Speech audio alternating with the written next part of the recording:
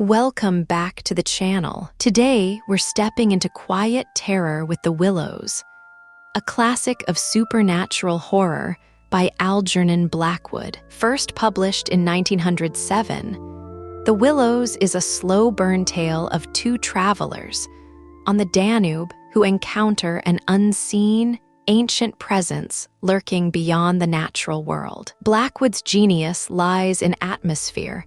Unease grows not from monsters, but from nature itself turning strange, vast, and unknowable. If you enjoy psychological horror, cosmic dread, and stories that crawl under your skin without a single scream, this one's for you. Now let's begin. After leaving Vienna, and long before you come to Budapest, the Danube enters a region of singular loneliness and desolation, where its waters spread away on all sides regardless of a main channel, and the country becomes a swamp for miles upon miles, covered by a vast sea of low willow bushes. On the big maps, this deserted area is painted in a fluffy blue, growing fainter in color as it leaves the banks, and across it may be seen in large, straggling letters the word Sumpf, meaning marshes. In high flood, this great acreage of sand, shingle beds, and willow-grown islands is almost topped by the water. But in normal seasons, the bushes bend and rustle in the free winds, showing their silver leaves to the sunshine in an ever-moving plain of bewildering beauty. These willows never attain to the dignity of trees. They have no rigid trunks. They remain humble bushes, with rounded tops and soft outline, swaying on slender stems that answer to the least pressure of the wind. Supple as grasses, and so continually shifting that they somehow give the impression that the entire plain is moving and alive. For the wind sends waves rising and falling over the whole surface. Waves of leaves instead of waves of water.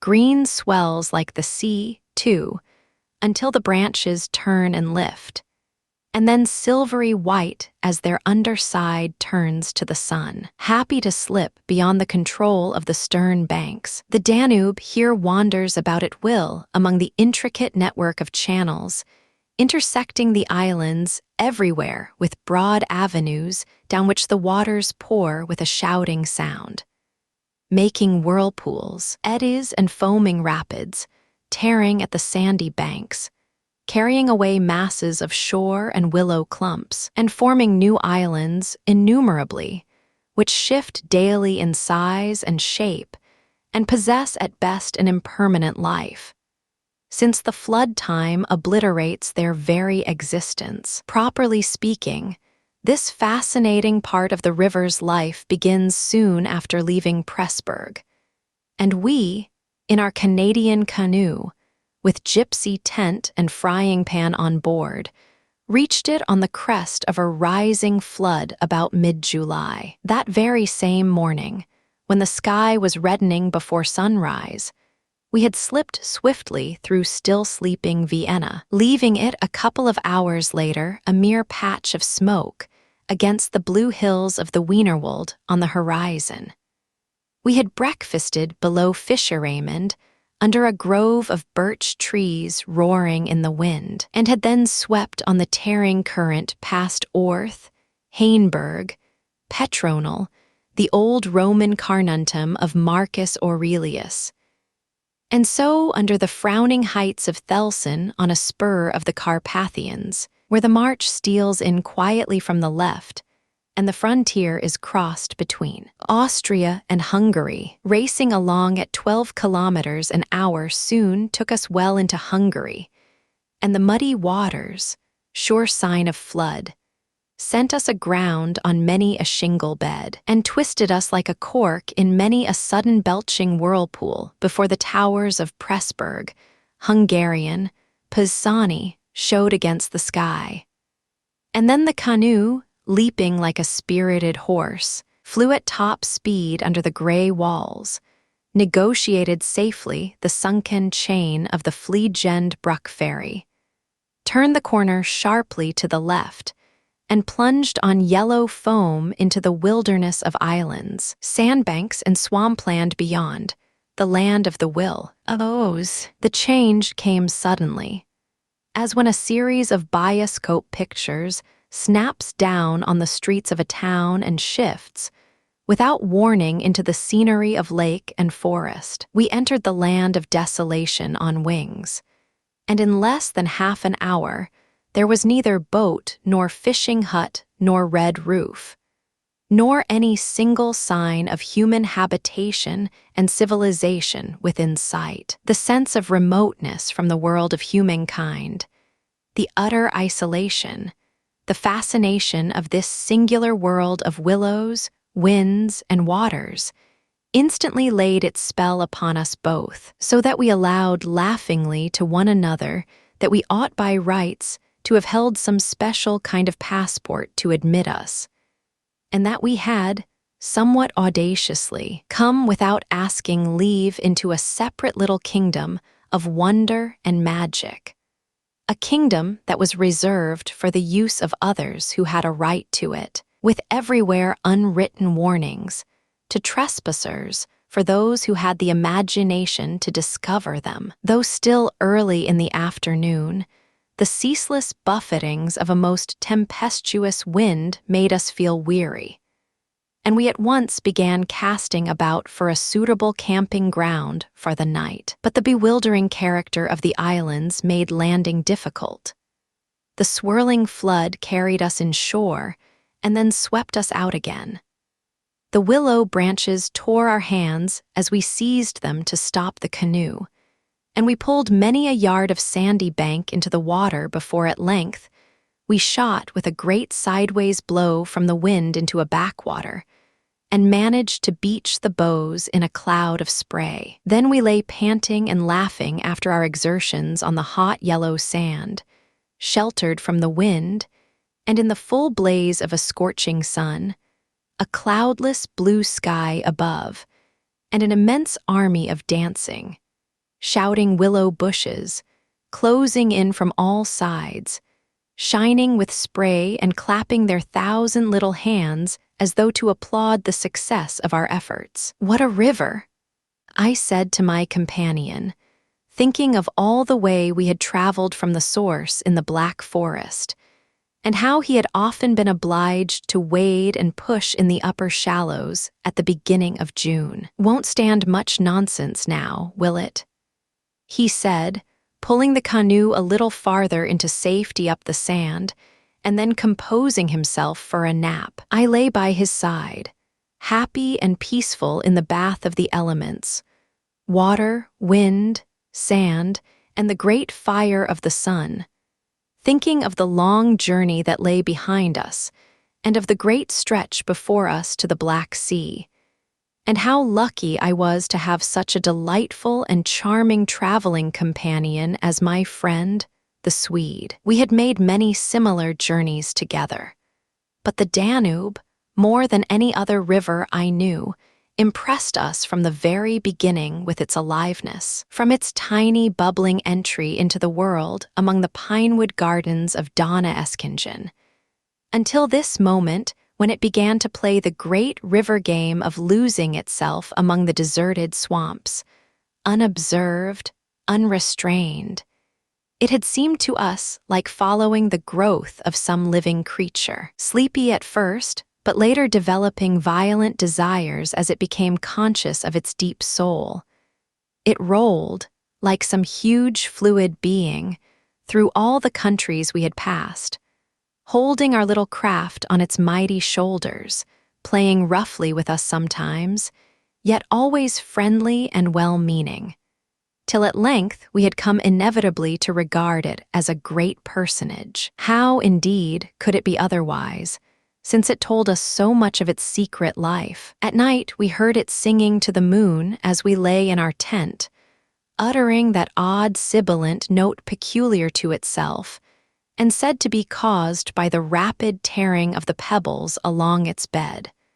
So great is its hurrying speed. We knew, too, the voice of its gurgling whirlpools, suddenly bubbling up on a surface previously quite calm, the roar of its shallows and swift rapids, its constant steady thundering below all mere surface sounds, and that ceaseless tearing of its icy waters at the banks. How it stood up and shouted when the rains fell flat upon its face, and how its laughter roared out when the wind blew upstream and tried to stop its growing speed. We knew all its sounds and voices, its tumblings and foamings, its unnecessary splashing against the bridges, that self-conscious chatter when there were hills to look on, the affected dignity of its speech when it passed through the little towns, far too important to laugh, and all these faint, sweet whisperings when the sun caught it fairly in some slow curve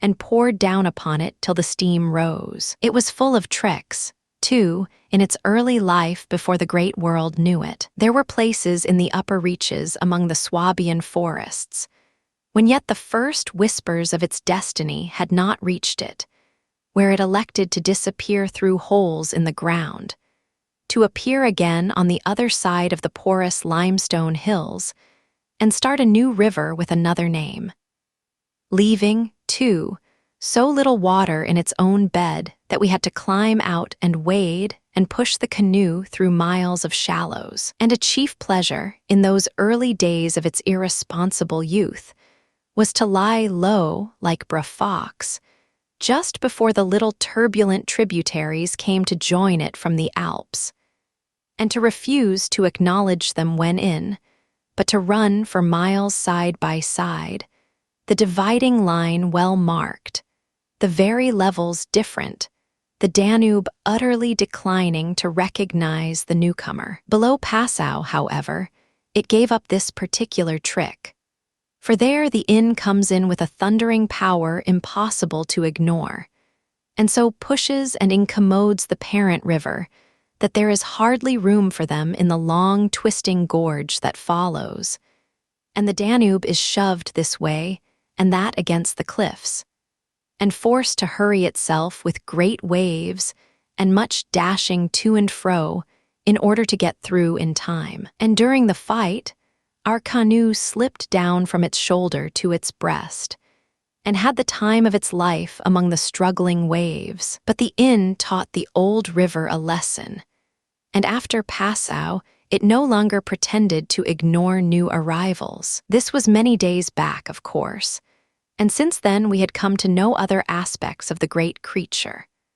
And across the Bavarian wheat plain of Straubing, she wandered so slowly under the blazing June sun that we could well imagine only the surface inches were water, while below there moved, concealed as by a silken mantle, a whole army of undines, passing silently and unseen down to the sea, and very leisurely too, lest they be discovered. Much, too, we forgave her, because of her friendliness to the birds and animals that haunted the shores. Cormorants lined the banks in lonely places in rows like short black palings.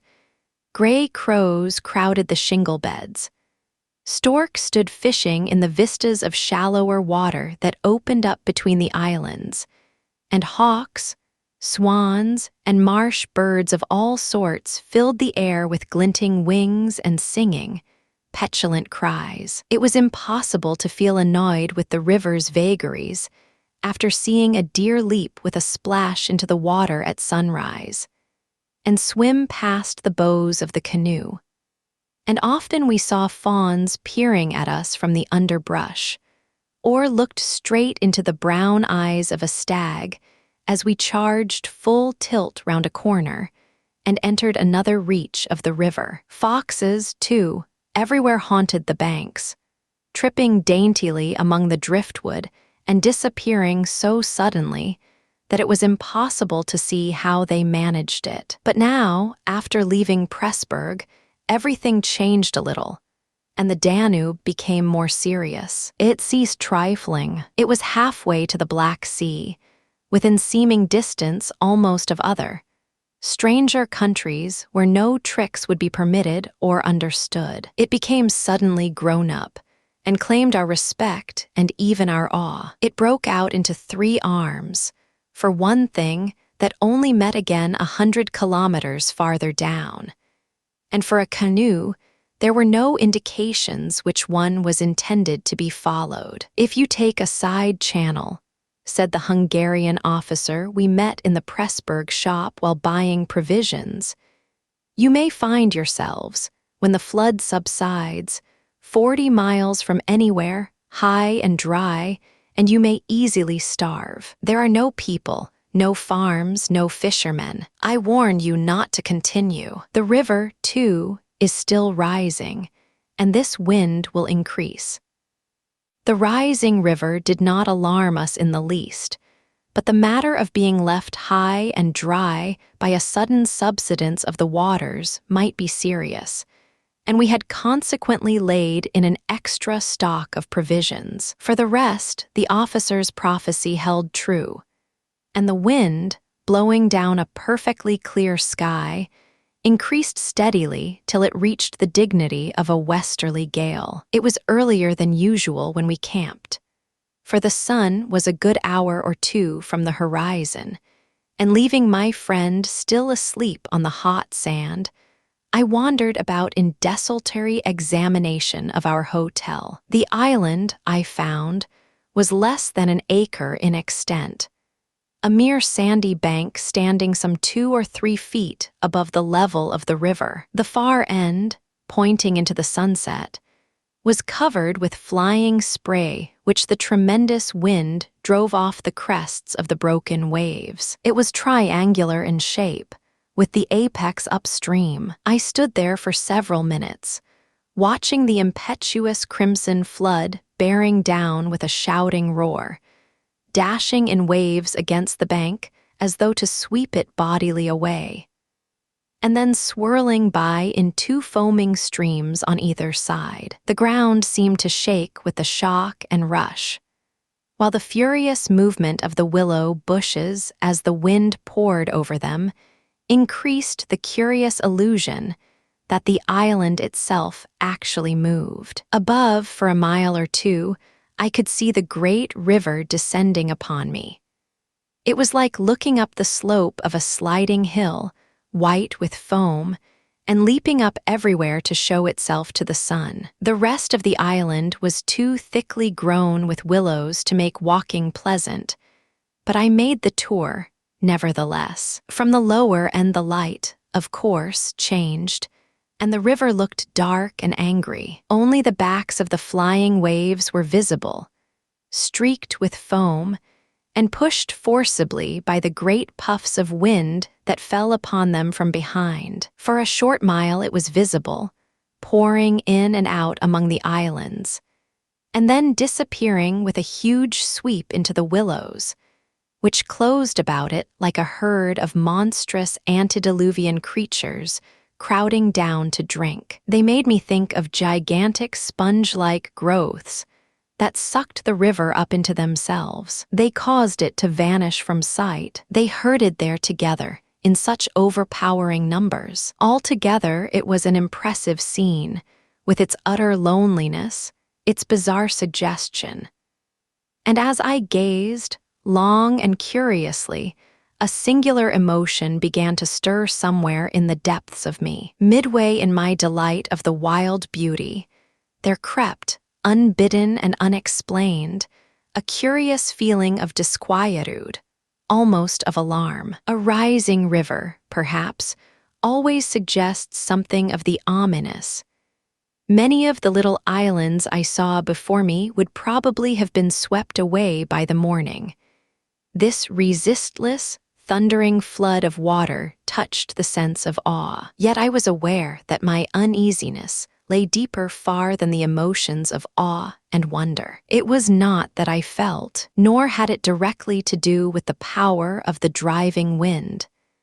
This shouting hurricane that might almost carry up a few acres of willows into the air, and scatter them like so much chaff over the landscape. The wind was simply enjoying itself, for nothing rose out of the flat landscape to stop it, and I was conscious of sharing its great game with a kind of pleasurable excitement. Yet this novel emotion had nothing to do with the wind. Indeed, so vague was the sense of distress I experienced, that it was impossible to trace it to its source and deal with it accordingly. Though I was aware somehow that it had to do with my realization of our utter insignificance before this unrestrained power of the elements about me. The huge-grown river had something to do with it too. A vague, unpleasant idea that we had somehow trifled with these great elemental forces in whose power we lay helpless every hour of the day and night. For here, indeed, they were gigantically at play together, and the sight appealed to the imagination. But my emotion, so far as I could understand it, seemed to attach itself more particularly to the willow bushes, to these acres and acres of willows, crowding, so thickly growing there, swarming everywhere the eye could reach, pressing upon the river as though to suffocate it, standing in dense array mile after mile beneath the sky, watching, waiting, listening. And apart quite from the elements, the willows connected themselves subtly with my malaise, attacking the mind insidiously somehow by reason of their vast numbers,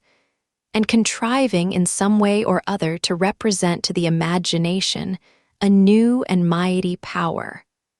A power, moreover, not altogether friendly to us. Great revelations of nature, of course, never fail to impress in one way or another, and I was no stranger to moods of the kind. Mountains overawe and oceans terrify, while the mystery of great forests exercises a spell peculiarly its own. But all these, at one point or another, somewhere link on intimately with human life and human experience. They stir comprehensible, even if alarming, emotions. They tend on the whole to exalt. With this multitude of willows, however, it was something far different, I felt. Some essence emanated from them that besieged the heart. A sense of awe awakened, true, but of awe touched somewhere by a vague terror. Their serried ranks, growing everywhere darker about me as the shadows deepened,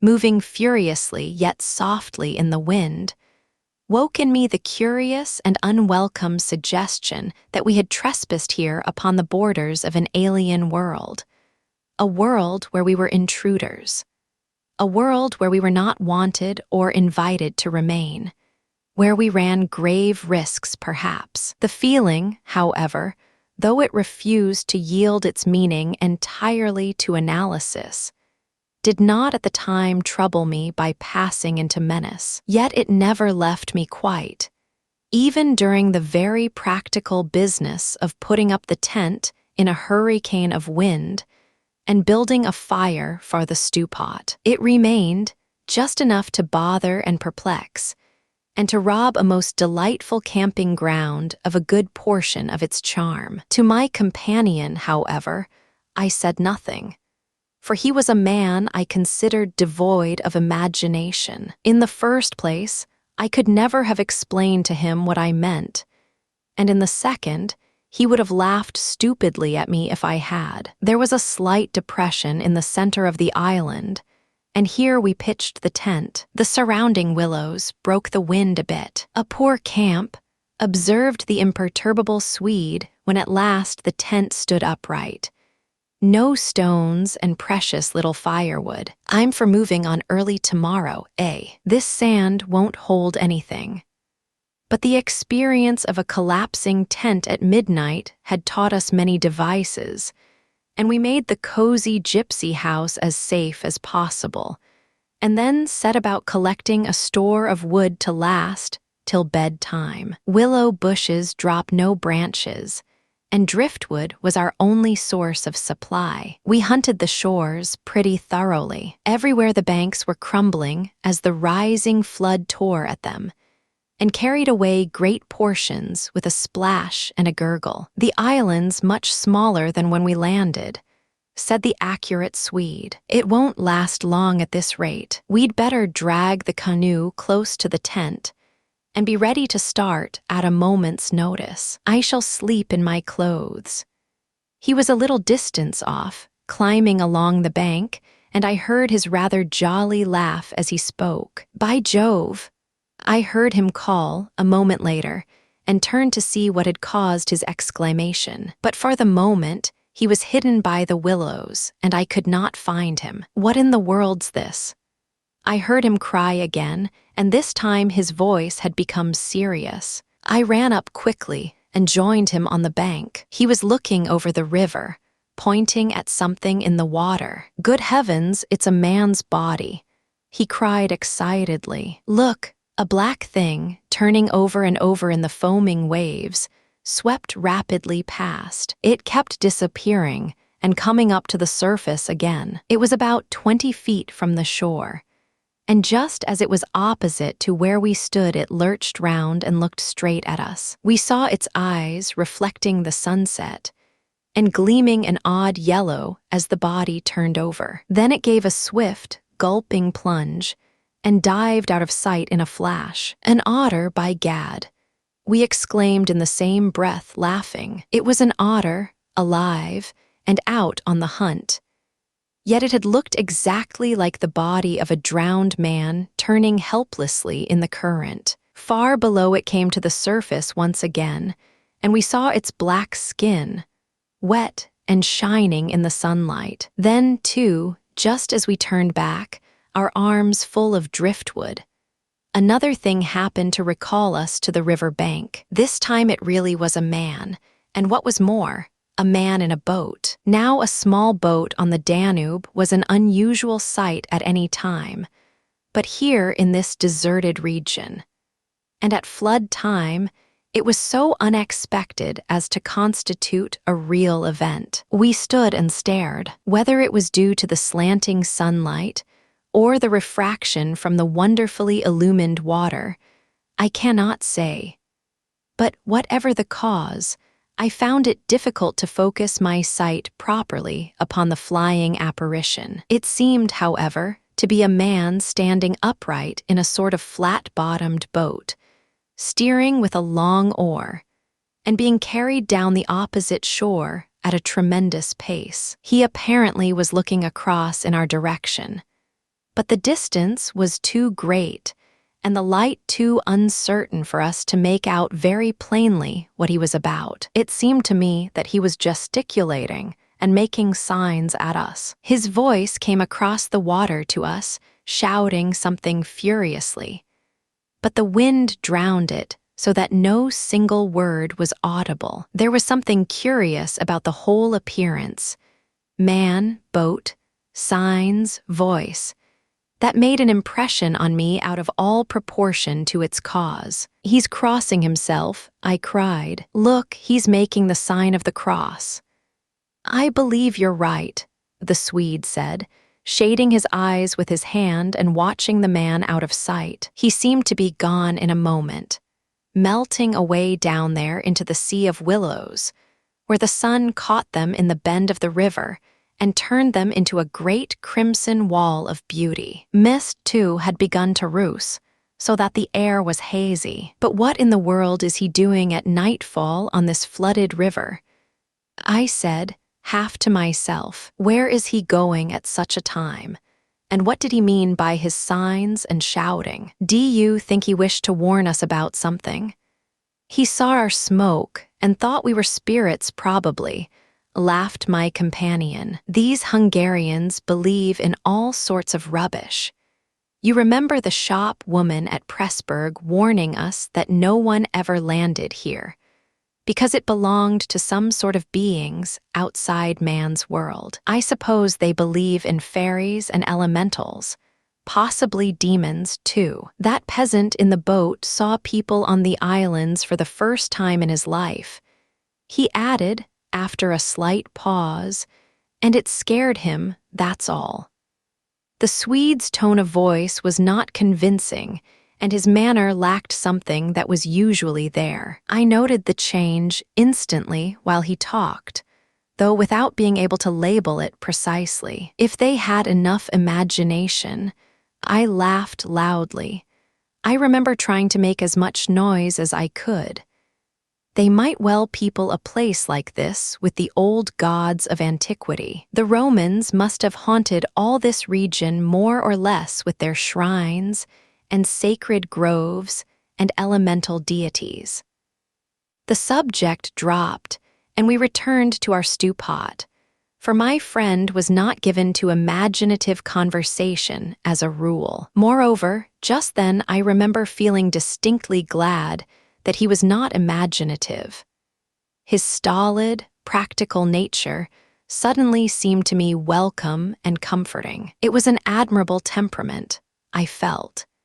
He could steer down rapids like a red Indian, shoot dangerous bridges, and whirlpools better than any white man I ever saw in a canoe. He was a grand fellow for an adventurous trip, a tower of strength when untoward things happened. I looked at his strong face and light curly hair as he staggered along under his pile of driftwood, twice the size of mine, and I experienced a feeling of relief. Yes, I was distinctly glad just then that the Swede was what he was, and that he never made remarks that suggested more than they said. "The river's still rising, though," he added, as if following out some thoughts of his own and dropping his load with a gasp. "This island will be under water in 2 days if it goes on."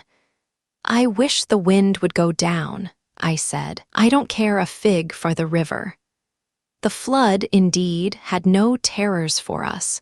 We could get off at 10 minutes' notice, and the more water the better we liked it. It meant an increasing current and the obliteration of the treacherous shingle beds that so often threatened to tear the bottom out of our canoe. Contrary to our expectations, the wind did not go down with the sun. It seemed to increase with the darkness, howling overhead and shaking the willows round us like straws. Curious sounds accompanied it sometimes, like the explosion of heavy guns, and it fell upon the water and the island in great flat blows of immense power. It made me think of the sounds a planet must make, could we only hear it, driving along through space. But the sky kept wholly clear of clouds, and soon after supper, the full moon rose up in the east and covered the river and the plain of shouting willows with a light like the day. We lay on the sandy patch beside the fire,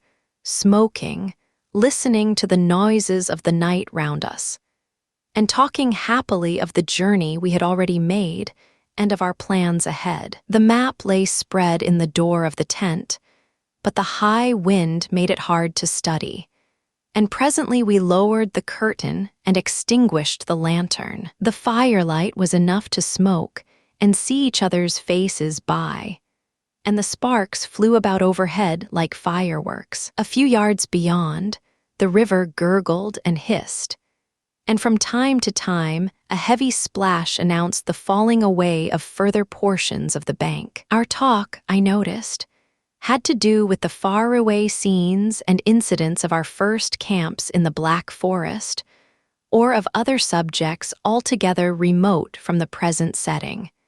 For neither of us spoke of the actual moment more than was necessary, almost as though we had agreed tacitly to avoid discussion of the camp and its incidents. Neither the otter nor the boatman, for instance, received the honor of a single mention, though ordinarily these would have furnished discussion for the greater part of the evening. They were, of course, distinct events in such a place. The scarcity of wood made it a business to keep the fire going, for the wind, that drove the smoke in our faces wherever we sat, helped at the same time to make a forced draught. We took it in turn to make some foraging expeditions into the darkness, and the quantity the Swede brought back always made me feel that he took an absurdly long time finding it. for the fact was I did not care much about being left alone. And yet it always seemed to be my turn to grub about among the bushes or scramble along the slippery banks in the moonlight. The long day's battle with wind and water, such wind and such water, had tired us both, and an early bed was the obvious program. Yet neither of us made the move for the tent. We lay there, tending the fire, talking in desultory fashion, peering about us into the dense willow bushes, and listening to the thunder of wind and river. The loneliness of the place had entered our very bones, and silence seemed natural. For after a bit the sound of our voices became a trifle unreal and forced.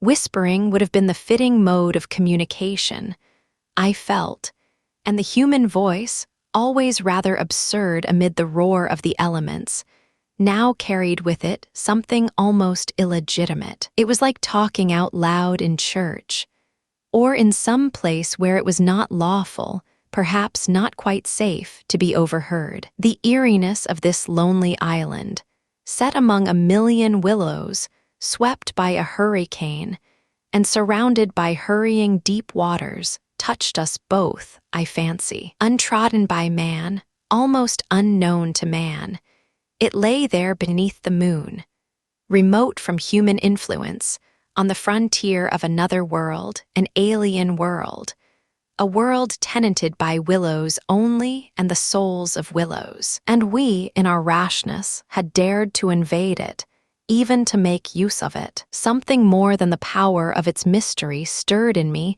as I lay on the sand, feet to fire, and peered up through the leaves at the stars. For the last time, I rose to get firewood. When this has burnt up, I said firmly, I shall turn in, and my companion watched me lazily as I moved off into the surrounding shadows. For an unimaginative man, I thought he seemed unusually receptive that night, unusually open to suggestion of things other than sensory. He too was touched by the beauty and loneliness of the place. I was not altogether pleased, I remember, to recognize this slight change in him, and instead of immediately collecting sticks, I made my way to the far point of the island where the moonlight on plain and river could be seen to better advantage. The desire to be alone had come suddenly upon me. My former dread returned in force. There was a vague feeling in me I wished to face and probe to the bottom. When I reached the point of sand jutting out among the waves, the spell of the place descended upon me with a positive shock. No mere scenery could have produced such an effect. There was something more here, something to alarm. I gazed across the waste of wild waters. I watched the whispering willows. I heard the ceaseless beating of the tireless wind. And one and all, each in its own way, stirred in me this sensation of a strange distress. But the willows especially. Forever they went on chattering and talking among themselves, laughing a little, shrilly crying out, sometimes sighing. But what it was they made so much to do about belonged to the secret life of the great plain they inhabited, and it was utterly alien to the world I knew, or to that of the wild yet kindly elements. They made me think of a host of beings from another plane of life, another evolution altogether, perhaps, all discussing a mystery known only to themselves. I watched them moving busily together, oddly shaking their big bushy heads, twirling their myriad leaves even when there was no wind. They moved of their own will as though alive, and they touched, by some incalculable method, my own keen sense of the horrible. There they stood in the moonlight, like a vast army surrounding our camp, shaking their innumerable silver spears defiantly, formed all ready for an attack. The psychology of places, for some imaginations at least, is very vivid. For the wanderer, especially, camps have their note either of welcome or rejection. At first, it may not always be apparent, because the busy preparations of tent and cooking prevent, but with the first pause, after supper usually, it comes and announces itself, and the note of this willow camp now became unmistakably plain to me. We were interlopers, trespassers, we were not welcomed. The sense of unfamiliarity grew upon me as I stood there watching. We touched the frontier of a region where our presence was rescented. For a night's lodging, we might perhaps be tolerated, but for a prolonged and inquisitive stay, no. By all the gods of the trees and wilderness, no. We were the first human influences upon this island, and we were not wanted. The willows were against us. Strange thoughts like these, bizarre fancies, born I know not whence, found lodgment in my mind as I stood listening. What I thought, if after all these crouching willows proved to be alive, if suddenly they should rise up like a swarm of living creatures, marshaled by the gods whose territory we had invaded, sweep towards us off the vast swamps,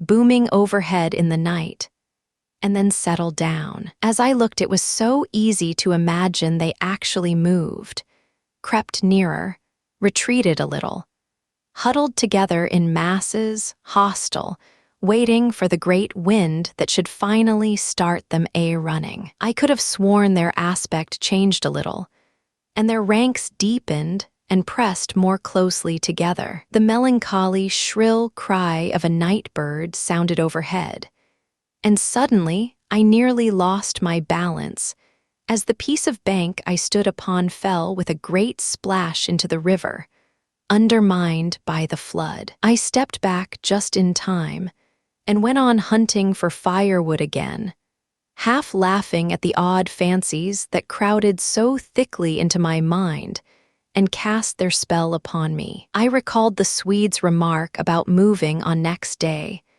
and I was just thinking that I fully agreed with him when I turned with a start and saw the subject of my thoughts standing immediately in front of me. He was quite close. The roar of the elements had covered his approach. "You've been gone so long," he shouted above the wind. "I thought something must have happened to you."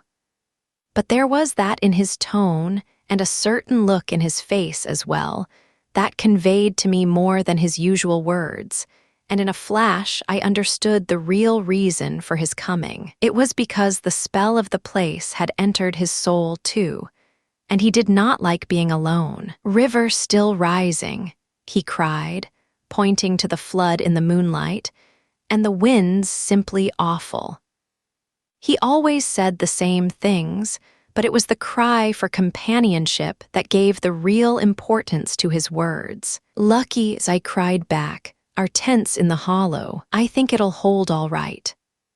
I added something about the difficulty of finding wood in order to explain my absence, but the wind caught my words and flung them across the river, so that he did not hear, but just looked at me through the branches, nodding his head. "Lucky if we get away without disaster," he shouted, or words to that effect, and I remember feeling half angry with him for putting the thought into words, for it was exactly what I felt myself. There was disaster impending somewhere, and the sense of presentiment lay unpleasantly upon me. We went back to the fire and made a final blaze, poking it up with our feet. We took a last look round, but for the wind, the heat would have been unpleasant. I put this thought into words, and I remember my friend's reply struck me oddly, that he would rather have the heat, the ordinary July weather, than this diabolical wind.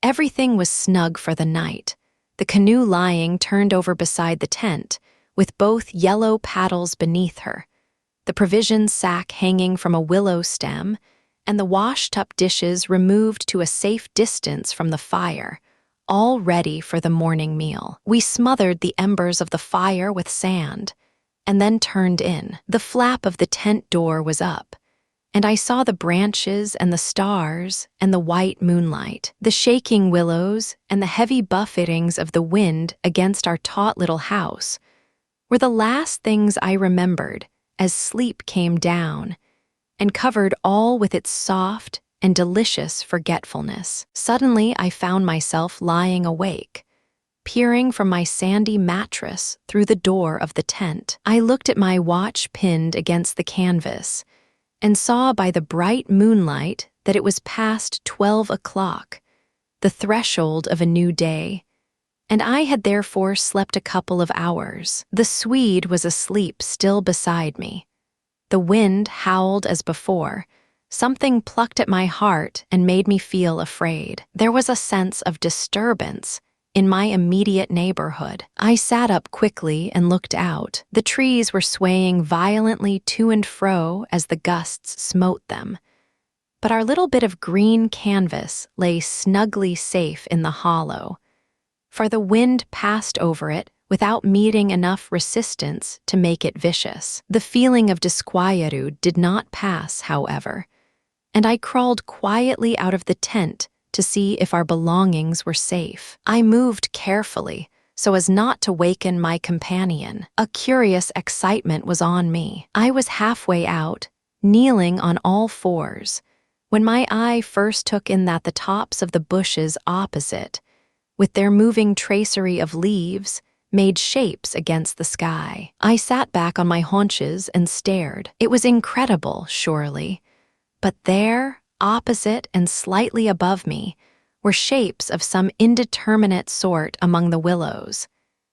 And as the branches swayed in the wind, they seemed to group themselves about these shapes, forming a series of monstrous outlines that shifted rapidly beneath the moon. Close, about 50 feet in front of me, I saw these things. My first instinct was to waken my companion that he too might see them, but something made me hesitate. The sudden realization, probably, that I should not welcome corroboration. And meanwhile, I crouched there staring in amazement with smarting eyes. I was wide awake. I remember saying to myself that I was not dreaming. They first became properly visible, these huge figures, just within the tops of the bushes. Immense, bronze-colored, moving, and wholly independent of the swaying of the branches. I saw them plainly and noted, now I came to examine them more calmly, that they were very much larger than human, and indeed that something in their appearance proclaimed them to be not human at all. Certainly, they were not merely the moving tracery of the branches against the moonlight. They shifted independently. They rose upwards in a continuous stream from earth to sky, vanishing utterly as soon as they reached the dark of the sky. They were interlaced one with another, making a great column, and I saw their limbs and huge bodies melting in and out of each other, forming this serpentine line that bent and swayed and twisted spirally with the contortions of the wind-tossed trees. They were nude, fluid shapes, passing up the bushes, within the leaves almost, rising up in a living column into the heavens. Their faces I never could see. Unceasingly they poured upwards, swaying in great bending curves, with a hue of dull bronze upon their skins. I stared, trying to force every atom of vision from my eyes. For a long time, I thought they must every moment disappear and resolve themselves into the movements of the branches, and prove to be an optical illusion. I searched everywhere for a proof of reality, when all the while I understood quite well that the standard of reality had changed. For the longer I looked, the more certain I became that these figures were real and living, though perhaps not according to the standards that the camera and the biologist would insist upon. Far from feeling fear, I was possessed with a sense of awe and wonder such as I have never known. I seemed to be gazing at the personified elemental forces of this haunted and primeval region. Our intrusion had stirred the powers of the place into activity. It was we who were the cause of the disturbance, and my brain filled to bursting with stories and legends of the spirits and deities of places that have been acknowledged and worshipped by men in all ages of the world's history. But before I could arrive at any possible explanation, something impelled me to go farther out, and I crept forward on the sand and stood upright. I felt the ground still warm under my bare feet. The wind tore at my hair and face, and the sound of the river burst upon my ears with a sudden roar. These things, I knew, were real, and proved that my senses were acting normally. Yet the figures still rose from earth to heaven, silent, majestically, in a great spiral of grace and strength that overwhelmed me at length with a genuine deep emotion of worship. I felt that I must fall down and worship, absolutely worship. Perhaps in another minute I might have done so, when a gust of wind swept against me with such force that it blew me sideways, and I nearly stumbled and fell. It seemed to shake the dream violently out of me. At least it gave me another point of view somehow. The figures still remained, still ascended into heaven from the heart of the night.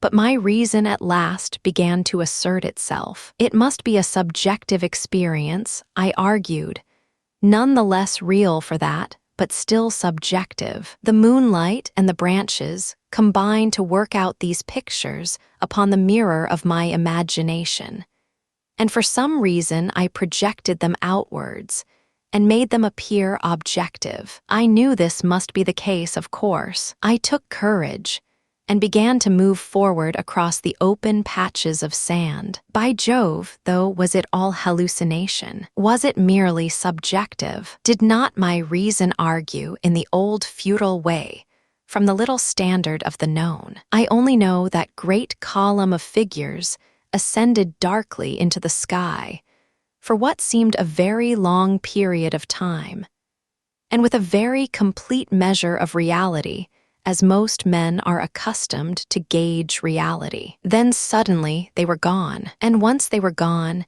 and the immediate wonder of their great presence had passed, fear came down upon me with a cold rush. The esoteric meaning of this lonely and haunted region suddenly flamed up within me, and I began to tremble dreadfully. I took a quick look round, a look of horror that came near to panic, calculating vainly ways of escape.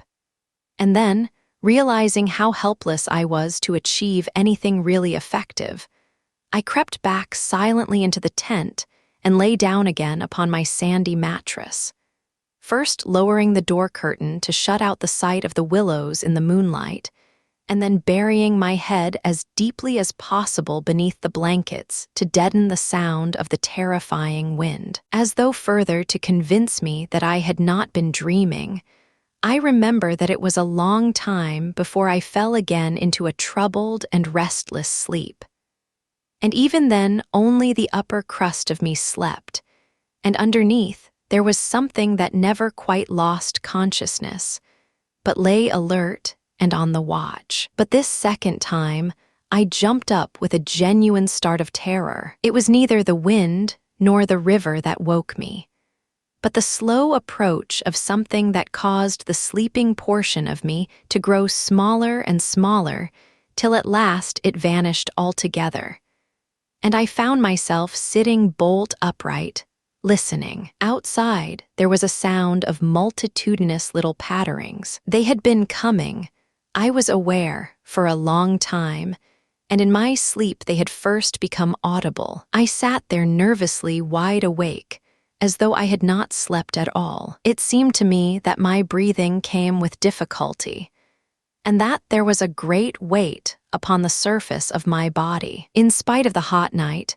I felt clammy with cold and shivered. Something surely was pressing steadily against the sides of the tent and weighing down upon it from above. Was it the body of the wind? Was this the pattering rain, the dripping of the leaves, the spray blown from the river by the wind, and gathering in big drops. I thought quickly of a dozen things. Then suddenly the explanation leaped into my mind. A bough from the poplar, the only large tree on the island, had fallen with the wind. Still half caught by the other branches, it would fall with the next gust and crush us. And meanwhile, its leaves brushed and tapped upon the tight canvas surface of the tent. I raised a loose flap and rushed out, calling to the Swede to follow. But when I got out and stood upright, I saw that the tent was free. There was no hanging bough. There was no rain or spray. Nothing approached. A cold, gray light filtered down through the bushes and lay on the faintly gleaming sand. Stars still crowded the sky directly overhead, and the wind howled magnificently.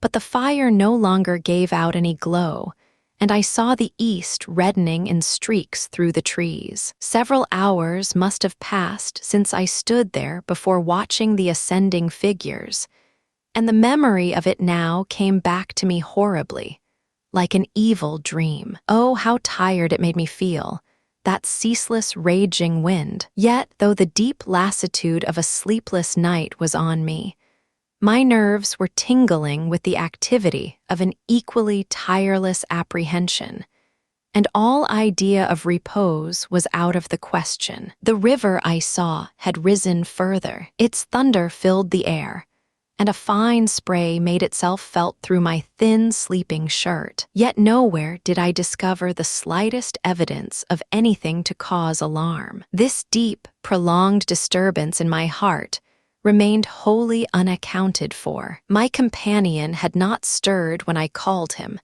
and there was no need to waken him now. I looked about me carefully, noting everything. The turned-over canoe, the yellow paddles, 2 of them, I'm certain, the provision sack and the extra lantern hanging together from the tree.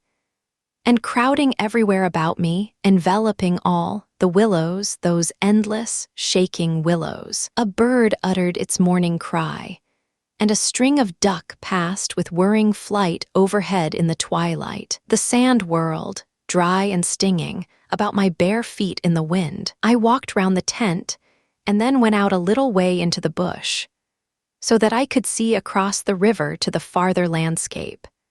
And the same profound yet indefinable emotion of distress seized upon me again as I saw the interminable sea of bushes stretching to the horizon, looking ghostly and unreal in the wan light of dawn. I walked softly here and there, still puzzling over that odd sound of infinite pattering, and of that pressure upon the tent that had wakened me. It must have been the wind, I reflected, the wind bearing upon the loose, hot sand, driving the dry particles smartly against the taut canvas, the wind dropping heavily upon our fragile roof. Yet all the time my nervousness and malaise increased appreciably. I crossed over to the farther shore and noted how the coastline had altered in the night, and what masses of sand the river had torn away. I dipped my hands and feet into the cool current and bathed my forehead. Already there was a glow of sunrise in the sky and the exquisite freshness of coming day. On my way back, I passed purposely beneath the very bushes where I had seen the column of figures rising into the air. And midway among the clumps, I suddenly found myself overtaken by a sense of vast terror. From the shadows, a large figure went swiftly by. Someone passed me, as sure as ever man did. It was a great staggering blow from the wind that helped me forward again, and once out in the more open space, the sense of terror diminished strangely. The winds were about and walking. I remember saying to myself, for the winds often move like great presences under the trees. And altogether, the fear that hovered about me was such an unknown and immense kind of fear, so unlike anything I had ever felt before, that it woke a sense of awe and wonder in me that did much to counteract its worst effects.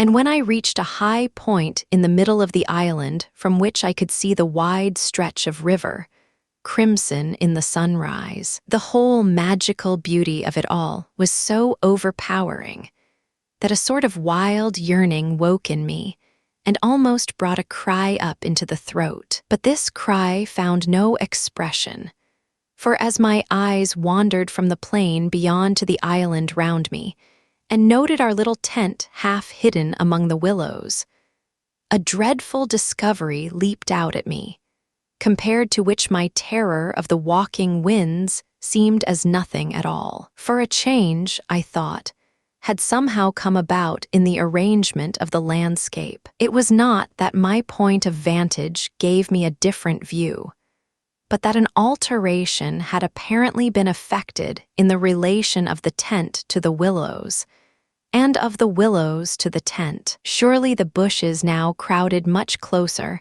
unnecessarily, unpleasantly close. They had moved nearer, creeping with silent feet over the shifting sands, drawing imperceptibly nearer by soft, unhurried movements.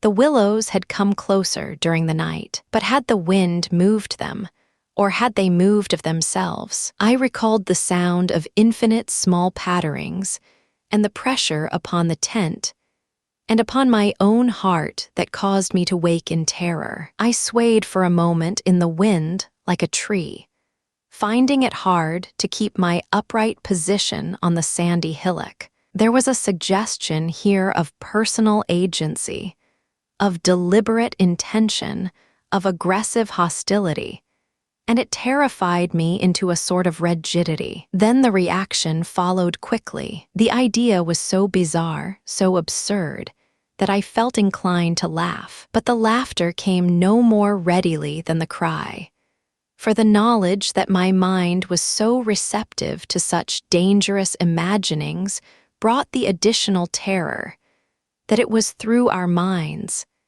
and not through our physical bodies, that the attack would come, and was coming. The wind buffeted me about, and very quickly it seemed, the sun came up over the horizon, for it was after 4 o'clock, and I must have stood on that little pinnacle of sand longer than I knew, afraid to come down to close quarters with the willows. I returned quietly, creepily, to the tent, first taking another exhaustive look round and, yes, I confess it, making a few measurements. I paced out on the warm sand the distances between the willows and the tent, making a note of the shortest distance particularly. I crawled stealthily into my blankets. My companion, to all appearances, still slept soundly, and I was glad that this was so. Provided my experiences were not corroborated, I could find strength somehow to deny them, perhaps. With the daylight, I could persuade myself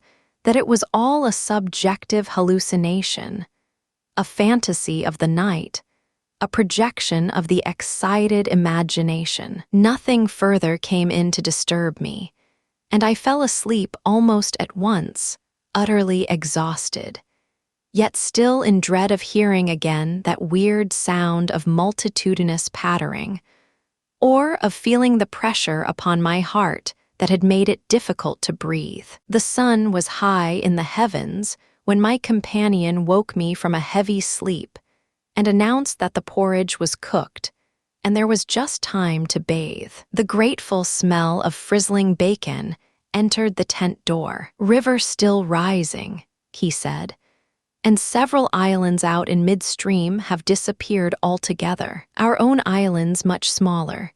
Any wood left?" I asked sleepily. "The wood and the island will finish tomorrow in a dead heat," he laughed, "but there's enough to last us till then."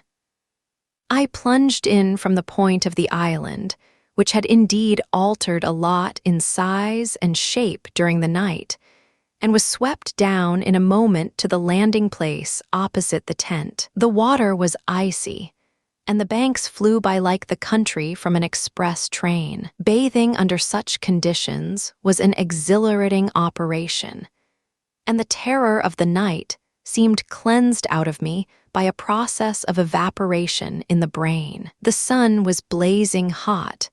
Not a cloud showed itself anywhere. The wind, however, had not abated one little jot. Quite suddenly, then, the implied meaning of the Swede's words flashed across me, showing that he no longer wished to leave post-haste and had changed his mind. Enough to last till tomorrow. He assumed we should stay on the island another night. It struck me as odd. The night before he was so positive the other way. How had the change come about? Great crumblings of the banks occurred at breakfast, with heavy splashings and clouds of spray which the wind brought into our frying pan, and my fellow traveler talked incessantly about the difficulty the Vienna Pest steamers must have to find the channel in flood. But the state of his mind interested and impressed me far more than the state of the river or the difficulties of the steamers. He had changed somehow since the evening before. His manner was different, a trifle excited, a trifle shy, with a sort of suspicion about his voice and gestures. I hardly know how to describe it now in cold blood. But at the time, I remember being quite certain of one thing, that he had become frightened. He ate very little breakfast, and for once omitted to smoke his pipe. He had the map spread open beside him, and kept studying its markings. "We'd better get off sharp in an hour," I said presently, feeling for an opening that must bring him indirectly to a partial confession at any rate. And his answer puzzled me uncomfortably. "Rather, if they'll let us, who will let us? The elements?" I asked quickly with affected indifference. "The powers of this awful place, whoever they are," he replied, keeping his eyes on the map. "The gods are here, if they are anywhere at all in the world." "The elements are always the true immortals," I replied, laughing as naturally as I could manage, yet knowing quite well that my face reflected my true feelings when he looked up gravely at me and spoke across the smoke. "We shall be fortunate if we get away without further disaster." This was exactly what I had dreaded, and I screwed myself up to the point of the direct question. It was like agreeing to allow the dentist to extract the tooth. It had to come anyhow in the long run, and the rest was all pretense. Further disaster. Why, what's happened? "For one thing, the steering paddle's gone," he said quietly. "The steering paddle gone." I repeated, greatly excited, for this was our rudder, and the Danube in flood without a rudder was suicide. "But what? And there's a tear in the bottom of the canoe," he added, with a genuine little tremor in his voice. I continued staring at him, able only to repeat the words in his face somewhat foolishly. There, in the heat of the sun, and on this burning sand, I was aware of a freezing atmosphere descending round us. I got up to follow him, for he merely nodded his head gravely and led the way towards the tent a few yards on the other side of the fireplace. The canoe still lay there as I had last seen her in the night, ribs uppermost, the paddles, or rather, the paddle, on the sand beside her. "There's only one," he said, stooping to pick it up, "and here's the rent in the baseboard." It was on the tip of my tongue to tell him that I had clearly noticed 2 paddles a few hours before, but a second impulse made me think better of it, and I said nothing. I approached to see. There was a long, finely made tear in the bottom of the canoe, where a little slither of wood had been neatly taken clean out. It looked as if the tooth of a sharp rock or snag had eaten down her length, and investigation showed that the hole went through. Had we launched out in her, without observing it, we must inevitably have foundered. At first, the water would have made the wood swell so as to close the hole. But once out in midstream, the water must have poured in, and the canoe, never more than 2 inches above the surface, would have filled and sunk very rapidly. There, you see an attempt to prepare a victim for the sacrifice. I heard him saying, more to himself than to me, 2 victims rather. He added as he bent over and ran his fingers along the slit. I began to whistle, a thing I always do unconsciously when utterly nonplussed, and purposely paid no attention to his words. I was determined to consider them foolish. It wasn't their last night, he said presently, straightening up from his examination and looking anywhere but at me. We must have scratched her in landing, of course. I stopped whistling to say, the stones are very sharp. I stopped abruptly, for at that moment he turned round and met my eye squarely. I knew just as well as he did how impossible my explanation was. There were no stones, to begin with, and then there's this to explain too, he added quietly, handing me the paddle and pointing to the blade. A new and curious emotion spread freezingly over me as I took and examined it. The blade was scraped down all over, beautifully scraped, as though someone had sandpapered it with care, making it so thin that the first vigorous stroke must have snapped it off at the elbow. One of us walked in his sleep and did this thing, I said feebly, or it has been filed by the constant stream of sand particles blown against it by the wind, perhaps. Ah, said the Swede, turning away, laughing a little, you can explain everything. The same wind that caught the steering paddle and flung it so near the bank that it fell in with the next lump that crumbled.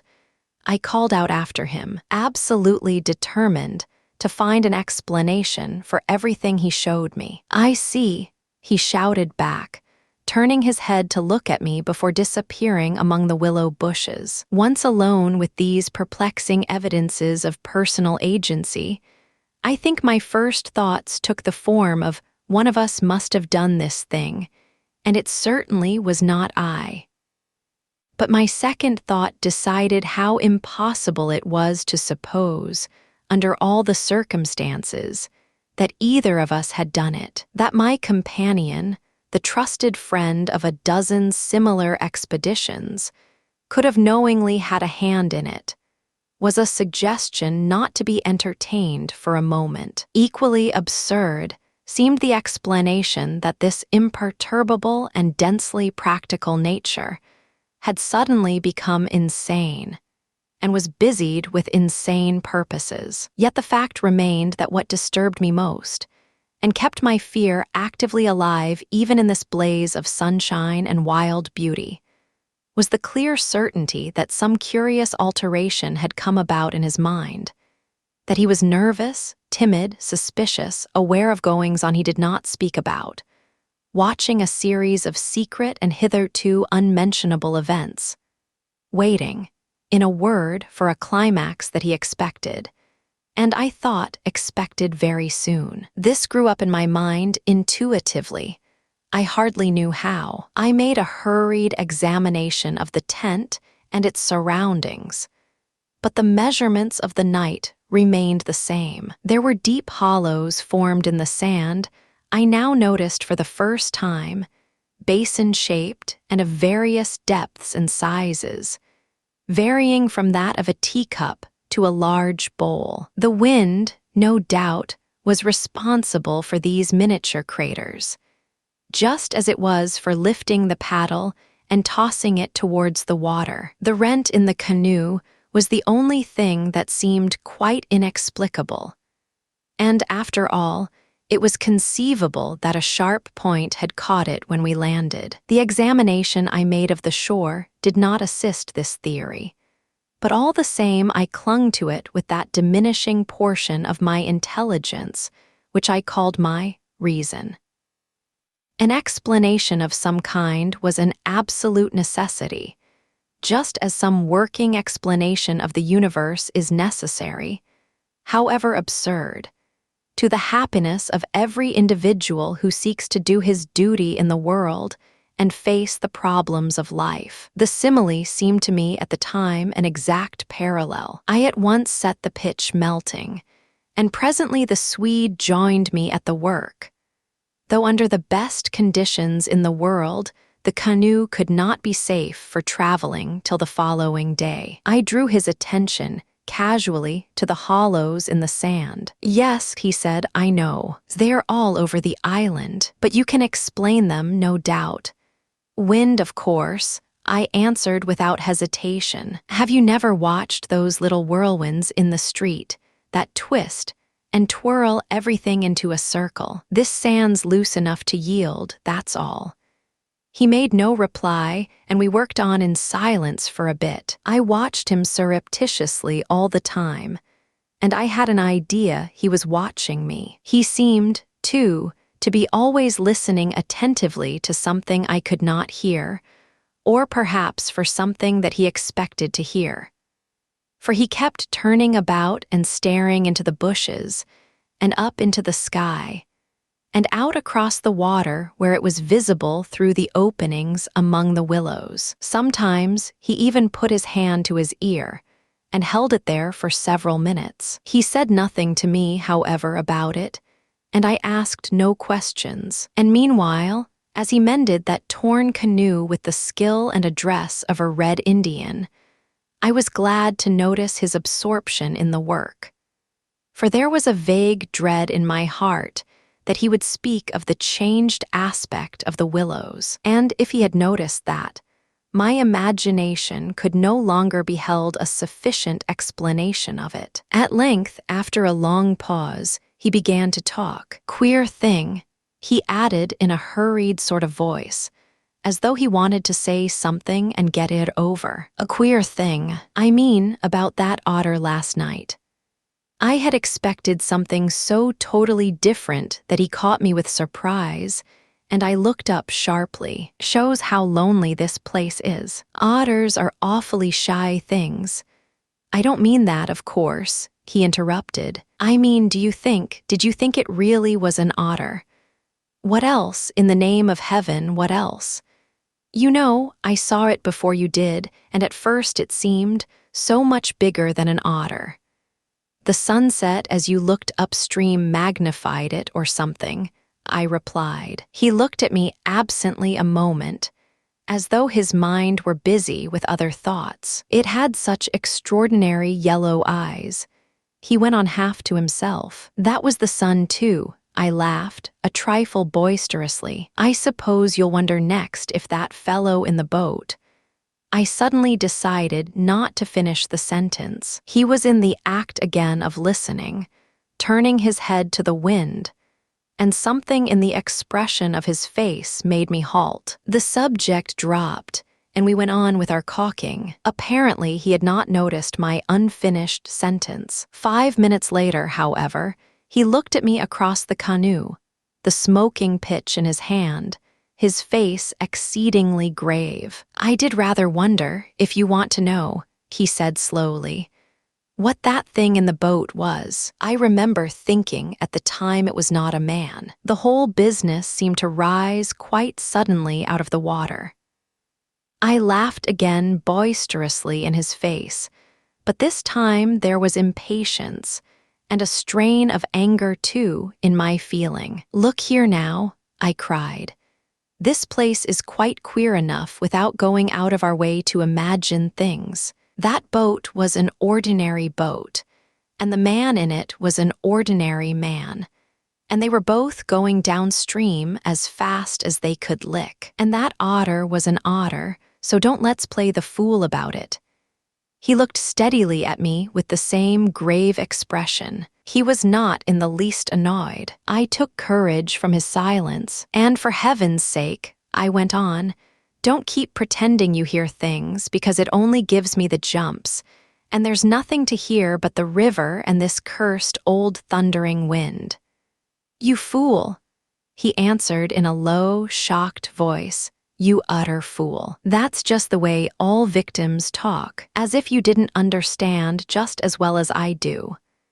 He sneered with scorn in his voice and a sort of resignation. "The best thing you can do is to keep quiet and try to hold your mind as firm as possible. This feeble attempt at self-deception only makes the truth harder when you're forced to meet it.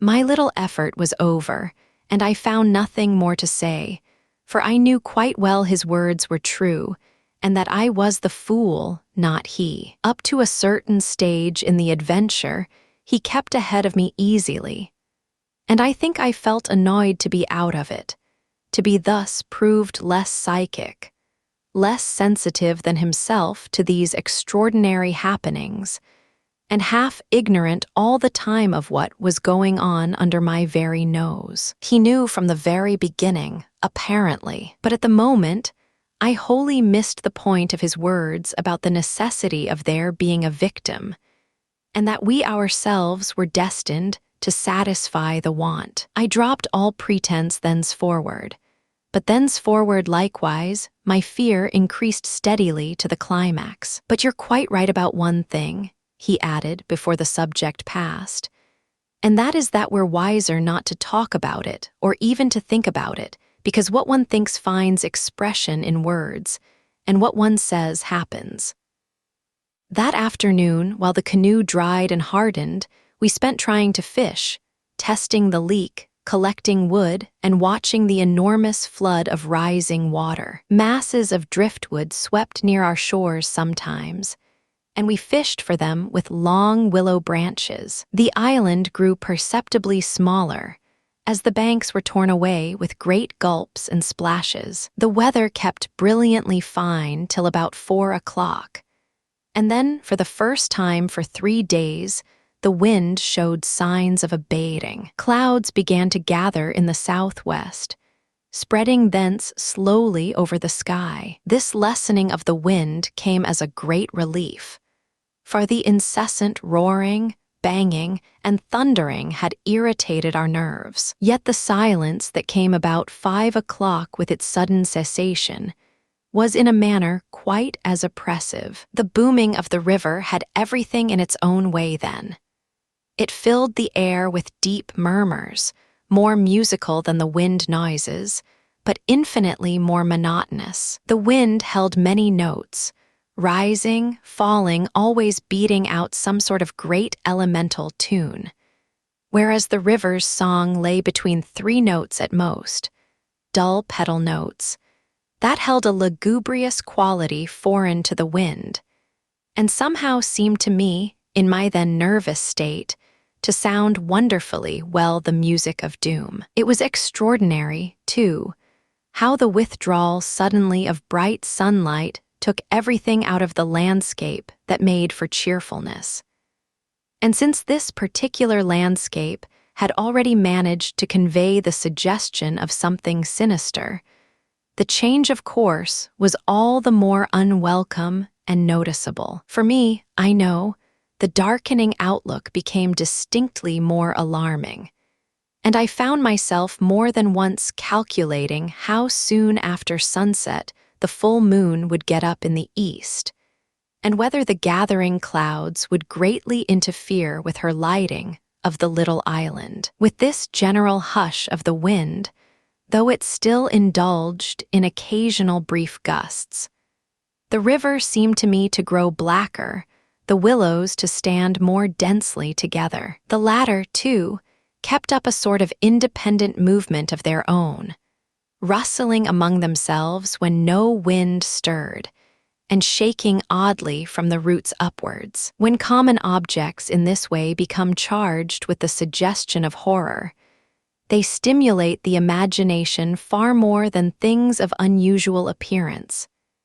And these bushes, crowding huddled about us, assumed for me in the darkness a bizarre grotesquerie of appearance that lent to them somehow the aspect of purposeful and living creatures. Their very ordinariness, I felt, masked what was malignant and hostile to us. The forces of the region drew nearer with the coming of night. They were focusing upon our island, and more particularly upon ourselves. For thus, somehow, in the terms of the imagination, did my really indescribable sensations in this extraordinary place present themselves. I had slept a good deal in the early afternoon, and had thus recovered somewhat from the exhaustion of a disturbed night.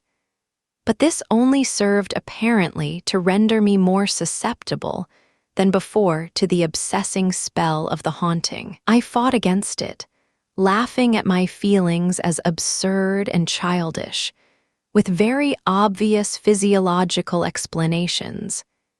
Yet, in spite of every effort, they gained in strength upon me so that I dreaded the night as a child lost in a forest must dread the approach of darkness. The canoe we had carefully covered with a waterproof sheet during the day, and the one remaining paddle had been securely tied by the Swede to the base of a tree, lest the wind should rob us of that too. From 5 o'clock onwards, I busied myself with the stew pot and preparations for dinner, it being my turn to cook that night. We had potatoes, onions, bits of bacon fat to add flavor, and a general thick residue from former stews at the bottom of the pot.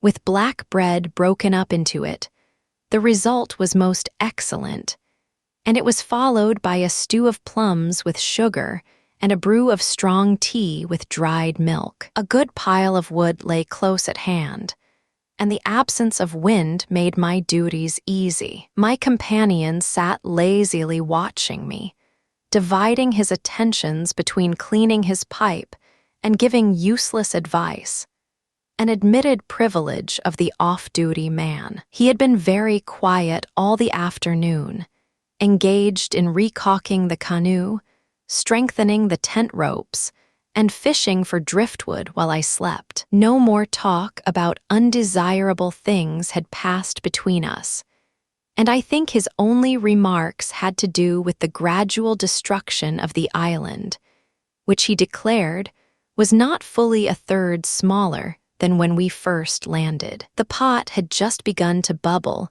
when I heard his voice calling to me from the bank, where he had wandered away without my noticing. I ran up. "Come and listen," he said, "and see what you make of it."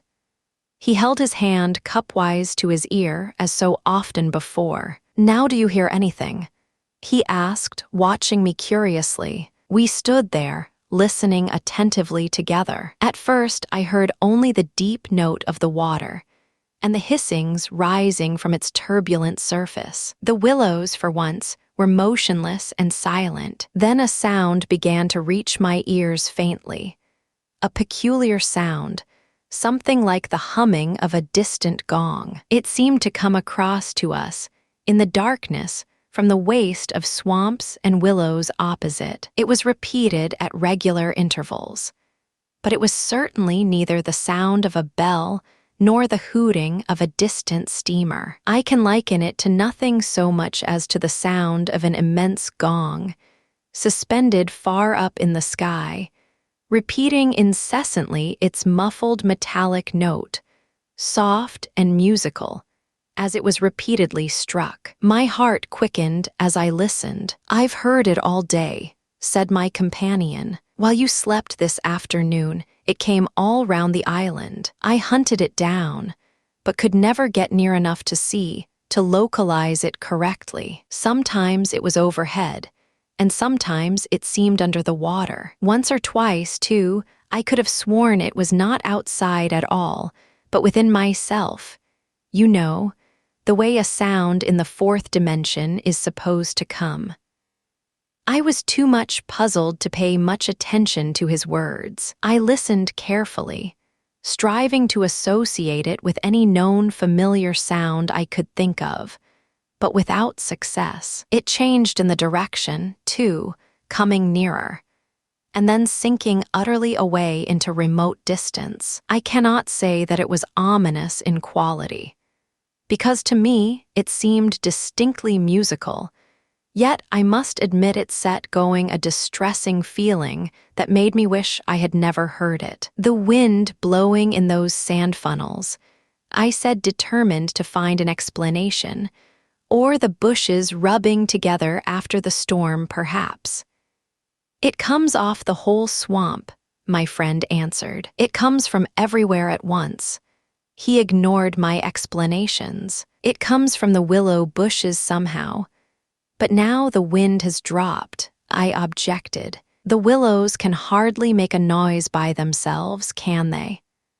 His answer frightened me, first because I had dreaded it, and secondly, because I knew intuitively it was true. "It is because the wind has dropped, we now hear it. It was drowned before. It is the cry, I believe, of the—" I dashed back to my fire, warned by the sound of bubbling that the stew was in danger, but determined at the same time to escape further conversation. I was resolute, if possible, to avoid the exchanging of views. I dreaded, too, that he would begin about the gods, or the elemental forces, or something else disquieting.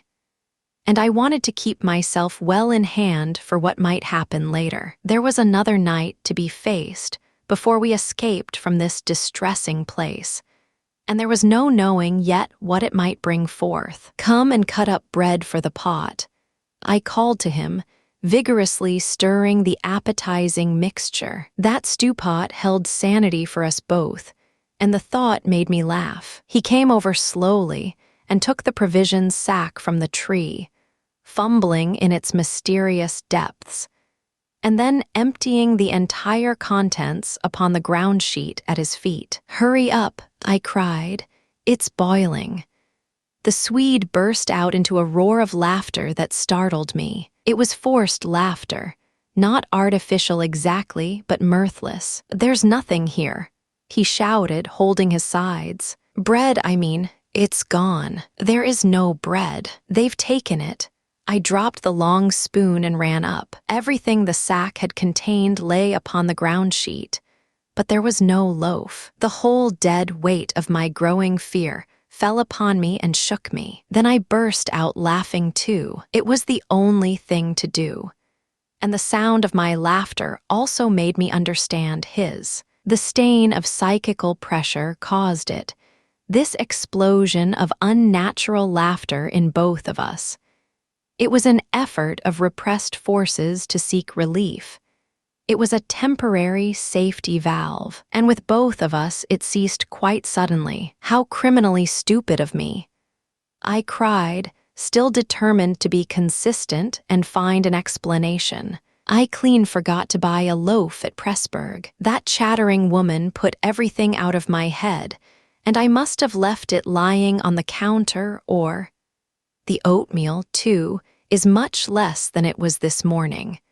The Swede interrupted. Why in the world need he draw attention to it? I thought angrily. "There's enough for tomorrow," I said, stirring vigorously. "And we can get lots more at Comorn or Gran. In 24 hours we shall be miles from here." "I hope so to God," he muttered, putting the things back into the sack, "unless we're claimed first as victims for the sacrifice." He added with a foolish laugh. He dragged the sack into the tent, for safety's sake, I suppose, and I heard him mumbling to himself, but so indistinctly that it seemed quite natural for me to ignore his words. Our meal was beyond question a gloomy one, and we ate it almost in silence, avoiding one another's eyes and keeping the fire bright. Then we washed up and prepared for the night.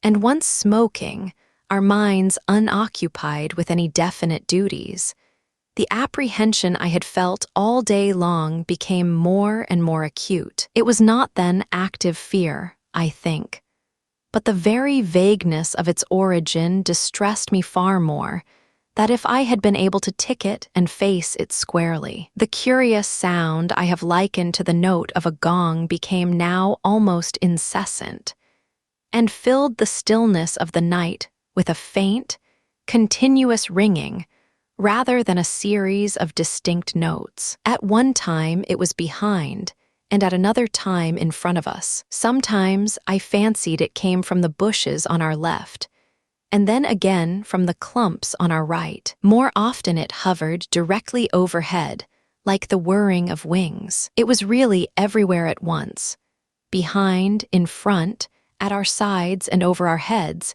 completely surrounding us. The sound really defies description, but nothing within my knowledge is like that ceaseless, muffled humming rising off the deserted world of swamps and willows. We sat smoking in comparative silence, the strain growing every minute greater. The worst feature of the situation seemed to me that we did not know what to expect, and could therefore make no sort of preparation by way of defense. We could anticipate nothing. My explanations made in the sunshine, moreover, now came to haunt me with their foolish and wholly unsatisfactory nature. And it was more and more clear to us that some kind of plain talk with my companion was inevitable, whether I liked it or not. After all, we had to spend the night together, and to sleep in the same tent side by side. I saw that I could not get along much longer without the support of his mind, and for that, of course, plain talk was imperative. As long as possible, however, I postponed this little climax, and tried to ignore or laugh at the occasional sentences he flung into the emptiness. Some of these sentences, moreover, were confoundedly disquieting to me, coming as they did to corroborate much that I felt myself.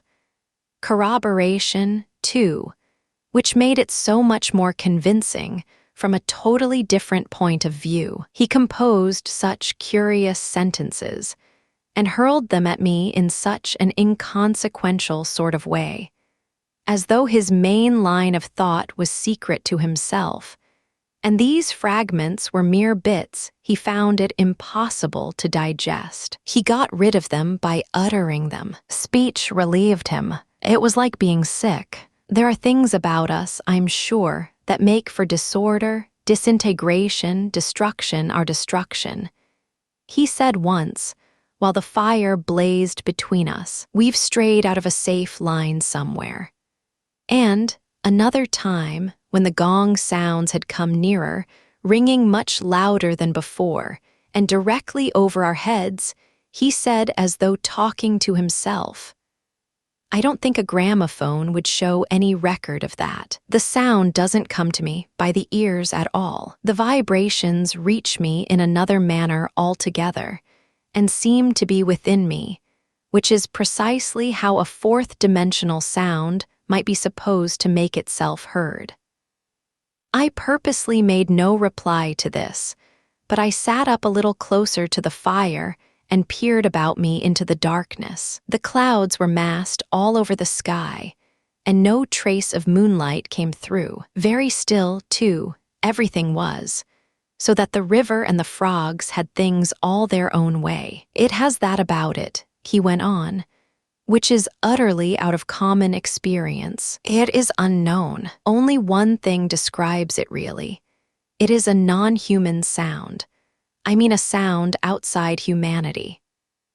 Having rid himself of this indigestible morsel, he lay quiet for a time, but he had so admirably expressed my own feeling that it was a relief to have the thought out, and to have confined it by the limitation of words from dangerous wandering to and fro in the mind. The solitude of that Danube camping place, can I ever forget it? The feeling of being utterly alone on an empty planet. My thoughts ran incessantly upon cities and the haunts of men. I would have given my soul, as the saying is, for the feel of those Bavarian villages we had passed through by the score, for the normal, human commonplaces. Peasants drinking beer, tables beneath the trees, hot sunshine, and a ruined castle on the rocks behind the red-roofed church. Even the tourists would have been welcome, yet what I felt of dread was no ordinary ghostly fear. It was infinitely greater, stranger, and seemed to arise from some dim ancestral sense of terror, more profoundly disturbing than anything I had known or dreamed of. We had strayed, as the Swede put it, into some region or some set of conditions where the risks were great, yet unintelligible to us, where the frontiers of some unknown world lay close about us. It was a spot held by the dwellers in some outer space, a sort of peephole whence they could spy upon the earth, themselves unseen, a point where the veil between had worn a little thin. As the final result of too long a sojourn here, we should be carried over the border and deprived of what we called our lives, yet by mental, not physical, processes. In that sense, as he said, we should be the victims of our adventure, a sacrifice. It took us in different fashion, each according to the measure of his sensitiveness and powers of resistance. I translated it vaguely into a personification of the mightily disturbed elements, investing them with the horror of a deliberate and malefic purpose, resentful of our audacious intrusion into their breeding place.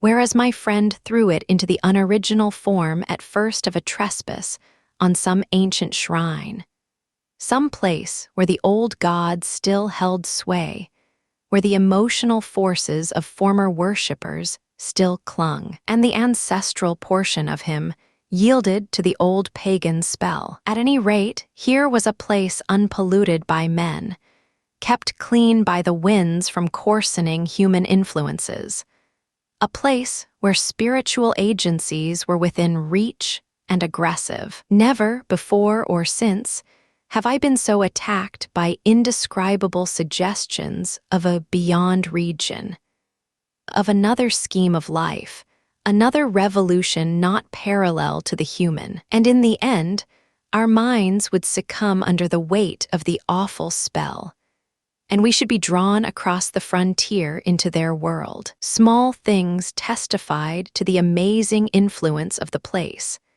and now, in the silence round the fire, they allowed themselves to be noted by the mind. The very atmosphere had proved itself a magnifying medium to distort every indication. The otter rolling in the current, the hurrying boatman making signs, the shifting willows, one and all had been robbed of its natural character and revealed in something of its other aspect, as it existed across the border to that other region. And this changed aspect, I felt, was now not merely to me, but to the race. The whole experience, whose verge we touched, was unknown to humanity at all. It was a new order of experience, and in the true sense of the word, unearthly. It's the deliberate, calculating purpose that reduces one's courage to zero, the Swede said suddenly, as if he had been actually following my thoughts. Otherwise, imagination might count for much. But the paddle, the canoe, the lessening food, haven't I explained all that once? I interrupted viciously. You have, he answered dryly. You have indeed. He made other remarks too, as usual, about what he called the plain determination to provide a victim. But, having now arranged my thoughts better, I recognized that this was simply the cry of his frightened soul against the knowledge that he was being attacked in a vital part, and that he would be somehow taken or destroyed. The situation called for a courage and calmness of reasoning that neither of us could compass, and I have never before been so clearly conscious of two persons in me, the one that explained everything, and the other that laughed at such foolish explanations, yet was horribly afraid. Meanwhile, in the pitchy night, the fire died down and the woodpile grew small. Neither of us moved to replenish the stock, and the darkness consequently came up very close to our faces. A few feet beyond the circle of firelight, it was inky black. Occasionally, a stray puff of wind set the willows shivering about us. But apart from this, not very welcome, sound a deep and depressing silence reigned, broken only by the gurgling of the river and the humming in the air overhead. We both missed, I think, the shouting company of the winds. At length, at a moment when a stray puff prolonged itself, as though the wind were about to rise again, I reached the point for me of saturation, the point where it was absolutely necessary to find relief in plain speech, or else to betray myself by some hysterical extravagance that must have been far worse in its effect upon both of us. I kicked the fire into a blaze and turned to my companion abruptly. He looked up with a start. "I can't disguise it any longer," I said. "I don't like this place and the darkness and the noises and the awful feelings I get. There's something here that beats me utterly. I'm in a blue funk, and that's the plain truth. If the other shore was different, I swear I'd be inclined to swim for it." The Swede's face turned very white beneath the deep tan of sun and wind. He stared straight at me and answered quietly, but his voice betrayed his huge excitement by its unnatural calmness. For the moment, at any rate, he was the strong man of the two. He was more phlegmatic, for one thing. "It's not a physical condition we can escape from by running away," he replied, in the tone of a doctor diagnosing some grave disease. "We must sit tight and wait. There are forces close here that could kill a herd of elephants in a second, as easily as you or I could squash a fly. Our only chance is to keep perfectly still. Our insignificance perhaps may save us." I put a dozen questions into my expression of face, but found no words. It was precisely like listening to an accurate description of a disease whose symptoms had puzzled me. I mean that so far, although aware of our disturbing presence, they have not found us, not located us, as the Americans say. He went on. "They're blundering about like men hunting for a leak of gas. The paddle and canoe and provisions prove that. I think they feel us, but cannot actually see us. We must keep our minds quiet. It's our minds they feel. We must control our thoughts, or it's all up with us." "Death, you mean?" I stammered, icy with the horror of his suggestion. "Worse by far," he said. "Death, according to one's belief, means either annihilation or release from the limitations of the senses. But it involves no change of character. You don't suddenly alter just because the body's gone. But this means a radical alteration, a complete change, a horrible loss of oneself by substitution, far worse than death, and not even annihilation. We happen to have camped in a spot where their region touches ours, where the veil between has worn thin. Horrors. He was using my very own phrase, my actual words, so that they are aware of our being in their neighborhood. But who are aware? I asked. I forgot the shaking of the willows in the windless calm, the humming overhead. Everything except that I was waiting for an answer that I dreaded more than I can possibly explain. He lowered his voice at once to reply, leaning forward a little over the fire. An indefinable change in his face that made me avoid his eyes and look down upon the ground. "All my life," he said, "I have been strangely, vividly conscious of another region, not far removed from our own world in one sense, yet wholly different in kind, where great things go on unceasingly, where immense and terrible personalities hurry by, intent on vast purposes compared to which earthly affairs, the rise and fall of nations, the destinies of empires, the fate of armies and continents, are all as dust in the balance. Vast purposes, I mean, that deal directly with the soul and not indirectly with mere expressions of the soul. I suggest just now," I began, seeking to stop him, yelling as though I was face to face with a madman, but he instantly overbore me with his torrent that had to come. "You think," he said, "it is the spirit of the elements, and I thought perhaps it was the old gods, but I tell you now it is neither. These would be comprehensible entities, for they have relations with men, depending upon them for worship or sacrifice. whereas these beings who are now about us have absolutely nothing to do with mankind, and it is mere chance that their space happens just at this spot to touch our own. The mere conception, which his words somehow made so convincing, as I listened to them there in the dark stillness of that lonely island, set me shaking a little all over. I found it impossible to control my movements. "And what do you propose?" I began again. "A sacrifice, a victim, might save us by distracting them until we could get away." He went on. "Just as the wolves stop to devour the dogs and give the sleigh another start. But I see no chance of any other victim now." I stared blankly at him. The gleam in his eye was dreadful. Presently, he continued, "It's the Willows, of course. The Willows mask the others, but the others are feeling about for us. If we let our minds betray our fear, we're lost utterly." He looked at me with an expression so calm, so determined, so sincere, that I no longer had any doubts as to his sanity. He was as sane as any man ever was. "If we can hold out through the night," he added, "we may get off in the daylight unnoticed, or rather, undiscovered." "But you really think a sacrifice would?"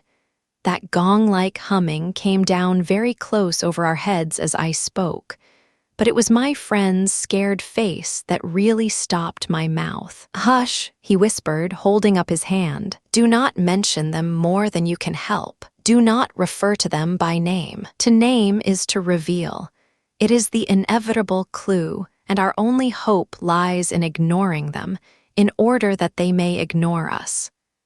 Even in thought, he was extraordinarily agitated, especially in thought. Our thoughts make spirals in their world. We must keep them out of our minds at all costs if possible. I raked the fire together to prevent the darkness having everything its own way. I never longed for the sun, as I longed for it then in the awful blackness of that summer night. "Were you awake all last night?" he went on suddenly. "I slept badly a little after dawn."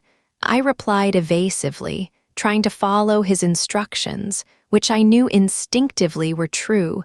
"But the wind, of course." "I know, but the wind won't account for all the noises." "Then you heard it too. The multiplying countless little footsteps I heard," he said, adding, after a moment's hesitation, "and that other sound. You mean above the tent, and the pressing down upon us of something tremendous, gigantic." He nodded significantly. "It was like the beginning of a sort of inner suffocation." I said, "Partly, yes. It seemed to me that the weight of the atmosphere had been altered, had increased enormously, so that we should have been crushed." "And that?" I went on, determined to have it all out, pointing upwards where the gong-like note hummed ceaselessly, rising and falling like wind. "What do you make of that?" "It's their sound," he whispered gravely. "It's the sound of their world, the humming in their region. The division here is so thin that it leaks through somehow. But if you listen carefully, you'll find it's not above so much as around us. It's in the willows. It's the willows themselves humming, because here the willows have been made symbols of the forces that are against us." I could not follow exactly what he meant by this, yet the thought and idea in my mind were beyond question the thought and idea in his. I realized what he realized, only with less power of analysis than his. It was on the tip of my tongue to tell him at last about my hallucination of the ascending figures and the moving bushes, when he suddenly thrust his face again close into mine across the firelight, and began to speak in a very earnest whisper. He amazed me by his calmness and pluck, his apparent control of the situation. This man I had for years deemed unimaginative, stolid. "Now listen," he said. "The only thing for us to do is to go on as though nothing had happened, follow our usual habits, go to bed, and so forth." Pretend we feel nothing and notice nothing. It is a question wholly of the mind. And the less we think about them, the better our chance of escape. Above all, don't think for what you think happens. All right, I managed to reply, simply breathless with his words and the strangeness of it all. All right, I'll try, but tell me one more thing first. Tell me what you make of those hollows in the ground all about us, those sand funnels. No, he cried, forgetting to whisper in his excitement. I dare not, simply dare not, put the thought into words. If you have not guessed, I am glad. Don't try to. They have put it into my mind. Try your hardest to prevent their putting it into yours. He sank his voice again to a whisper before he finished, and I did not press him to explain. There was already just about as much horror in me as I could hold. The conversation came to an end, and we smoked our pipes busily in silence. Then something happened, something unimportant apparently, as the way is when the nerves are in a very great state of tension. And this small thing for a brief space gave me an entirely different point of view. I chanced to look down at my sandshoe, the sort we used for the canoe, and something to do with the hole at the toe suddenly recalled to me the London shop where I had bought them, the difficulty the man had in fitting me, and other details of the uninteresting but practical operation. At once, in its train, followed a wholesome view of the modern skeptical world I was accustomed to move in at home. I thought of roast beef, and ale, motor cars, policemen, brass bands, and a dozen other things that proclaimed the soul of ordinariness or utility. The effect was immediate and astonishing even to myself. Psychologically, I suppose, it was simply a sudden and violent reaction after the strain of living in an atmosphere of things that to the normal consciousness must seem impossible and incredible. But whatever the cause, it momentarily lifted the spell from my heart and left me for the short space of a minute feeling free and utterly unafraid. I looked up at my friend opposite. You damned old pagan, I cried, laughing aloud in his face. You imaginative idiot. You superstitious idolater. You. I stopped in the middle, seized anew by the old horror. I tried to smother the sound of my voice as something sacrilegious. The Swede, of course, heard it too, the strange cry overhead in the darkness, and that sudden drop in the air as though something had come nearer. He had turned ashen white under the tan. He stood bolt upright in front of the fire, stiff as a rod, staring at me. After that, he said in a sort of helpless, frantic way, "We must go. We can't stay now. We must strike camp this very instant and go on down the river."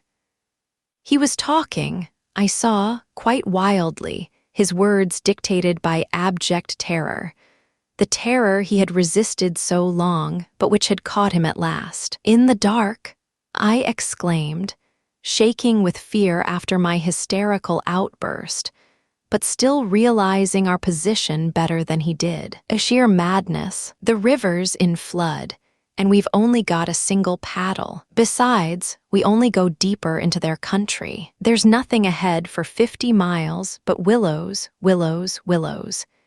He sat down again in a state of semi-collapse. The positions, by one of those kaleidoscopic changes nature loves, were suddenly reversed, and the control of our forces passed over into my hands. His mind at last had reached the point where it was beginning to weaken. "What on earth possessed you to do such a thing?"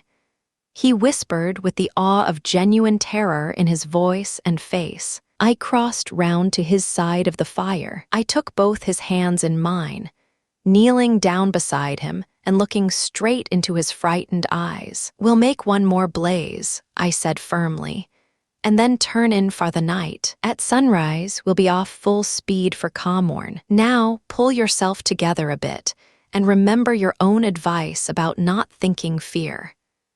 He said no more, and I saw that he would agree and obey. In some measure, too, it was a sort of relief to get up and make an excursion into the darkness for more wood. We kept close together, almost touching, groping among the bushes and along the bank. The humming overhead never ceased, but seemed to me to grow louder as we increased our distance from the fire. It was shivery work. We were grubbing away in the middle of a thickish clump of willows, where some driftwood from a former flood had caught high among the branches, when my body was seized in a grip that made me half drop upon the sand. It was the Swede. He had fallen against me and was clutching me for support. I heard his breath coming and going in short gasps. "Look, by my soul," he whispered, and for the first time in my experience, I knew what it was to hear tears of terror in a human voice. He was pointing to the fire, some 50 feet away. I followed the direction of his finger, and I swear my heart missed a beat. There in front of the dim glow, something was moving. I saw it through a veil that hung before my eyes like the gauze drop curtain used at the back of a theater.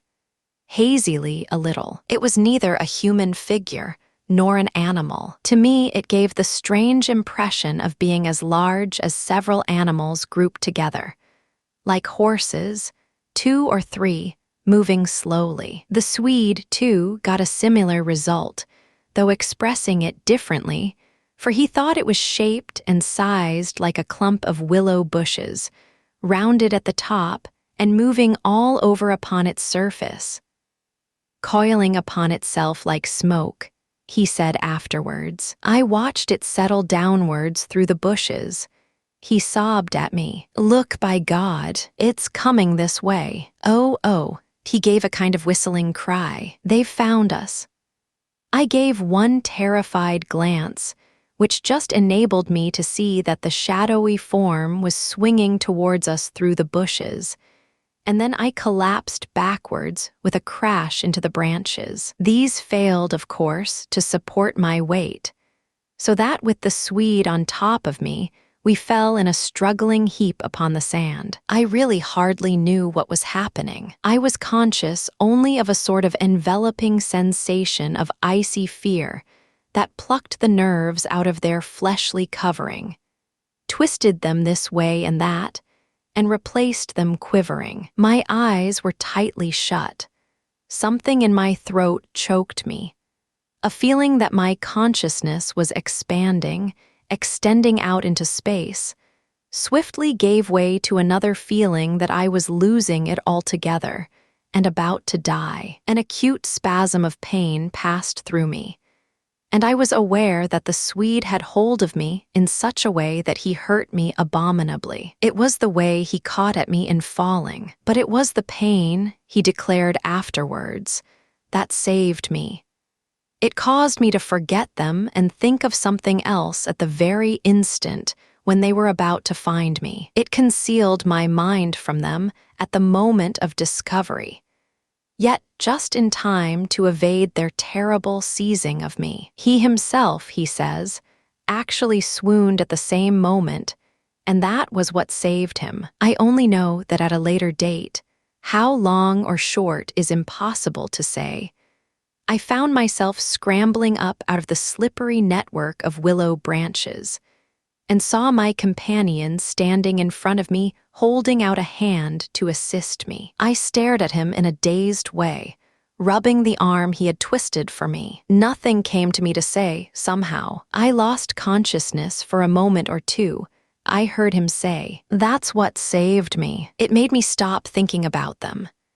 "You nearly broke my arm in two," I said, uttering my only connected thought at the moment. A numbness came over me. "That's what saved you," he replied. "Between us, we've managed to set them off on a false tack somewhere. The humming has ceased. It's gone, for the moment at any rate."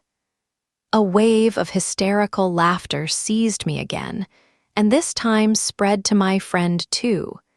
Great healing gusts of shaking laughter that brought a tremendous sense of relief in their train. We made our way back to the fire, and put the wood on so that it blazed at once. Then we saw that the tent had fallen over and lay in a tangled heap upon the ground. We picked it up, and during the process, tripped more than once and caught our feet in sand. "It's those sand funnels," exclaimed the Swede, when the tent was up again and the firelight lit up the ground for several yards about us. "And look at the size of them." All round the tent, and about the fireplace where we had seen the moving shadows, there were deep, funnel-shaped hollows in the sand, exactly similar to the ones we had already found over the island, only far bigger and deeper, beautifully formed, and wide enough in some instances to admit the whole of my foot and leg. Neither of us said a word. We both knew that sleep was the safest thing we could do, and to bed we went accordingly without further delay, having first thrown sand on the fire and taken the provision sack and the paddle inside the tent with us. The canoe, too, we propped in such a way at the end of the tent that our feet touched it, and the least motion would disturb and wake us. In case of emergency, too, we again went to bed in our clothes, ready for a sudden start. It was my firm intention to lie awake all night and watch, but the exhaustion of nerves and body decreed otherwise, and sleep after a while came over me with a welcome blanket of oblivion. The fact that my companion also slept quickened its approach. At first he fidgeted and constantly sat up, asking me if I heard this or heard that. He tossed about on his cork mattress and said the tent was moving and the river had risen over the point of the island, but each time I went out to look, I returned with the report that all was well, and finally he grew calmer and lay still. Then at length his breathing became regular, and I heard unmistakable sounds of snoring. The first and only time in my life when snoring has been a welcome and calming influence. This, I remember, was the last thought in my mind before dozing off. A difficulty in breathing woke me, and I found the blanket over my face. But something else besides the blanket was pressing upon me, and my first thought was that my companion had rolled off his mattress onto my own in his sleep. I called to him and sat up, and at the same moment it came to me that the tent was surrounded. That sound of multitudinous soft pattering was again audible outside, filling the night with horror. I called again to him, louder than before. He did not answer, but I missed the sound of his snoring, and also noticed that the flap of the tent was down. This was the unpardonable sin. I crawled out in the darkness to hook it back securely,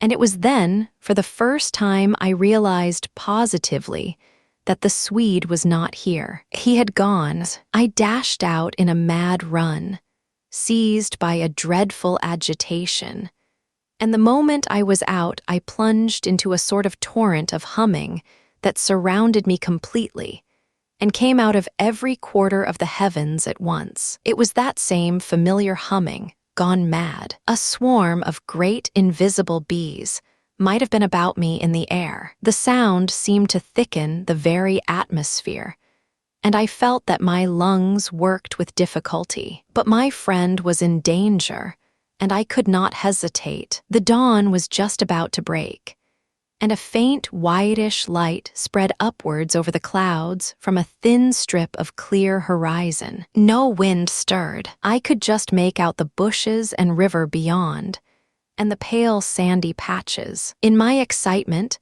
I ran frantically to and fro about the island, calling him by name, shouting at the top of my voice the first words that came into my head. But the willows smothered my voice, and the humming muffled it, so that the sound only traveled a few feet round me. I plunged among the bushes, tripping headlong, tumbling over roots, and scraping my face as I tore this way and that among the preventing branches. Then, quite unexpectedly, I came out upon the island's point and saw a dark figure outlined between the water and the sky. It was the Swede, and already he had 1 foot in the river. A moment more, and he would have taken the plunge. I threw myself upon him, flinging my arms about his waist and dragging him shorewards with all my strength. Of course, he struggled furiously, making a noise all the time just like that cursed humming,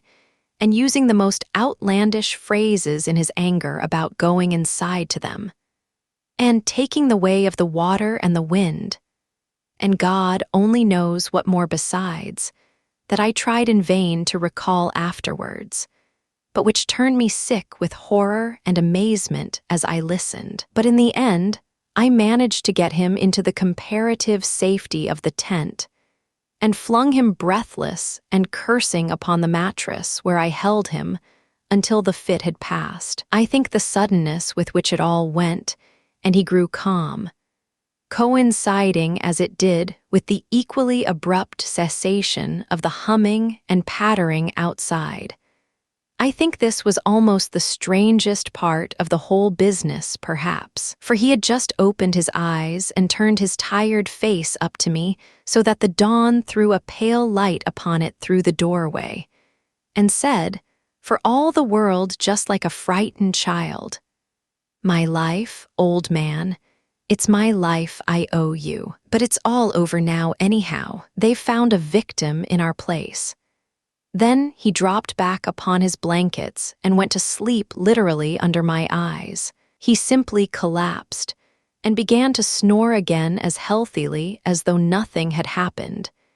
And he had never tried to offer his own life as a sacrifice by drowning. And when the sunlight woke him 3 hours later, hours of ceaseless vigil for me, it became so clear to me that he remembered absolutely nothing of what he had attempted to do, that I deemed it wise to hold my peace and ask no dangerous questions. He woke naturally and easily, as I have said, when the sun was already high in a windless hot sky, and he at once got up and set about the preparation of the fire for breakfast. I followed him anxiously at bathing, but he did not attempt to plunge in, merely dipping his head and making some remark about the extra coldness of the water. "River's falling at last," he said, "and I'm glad of it."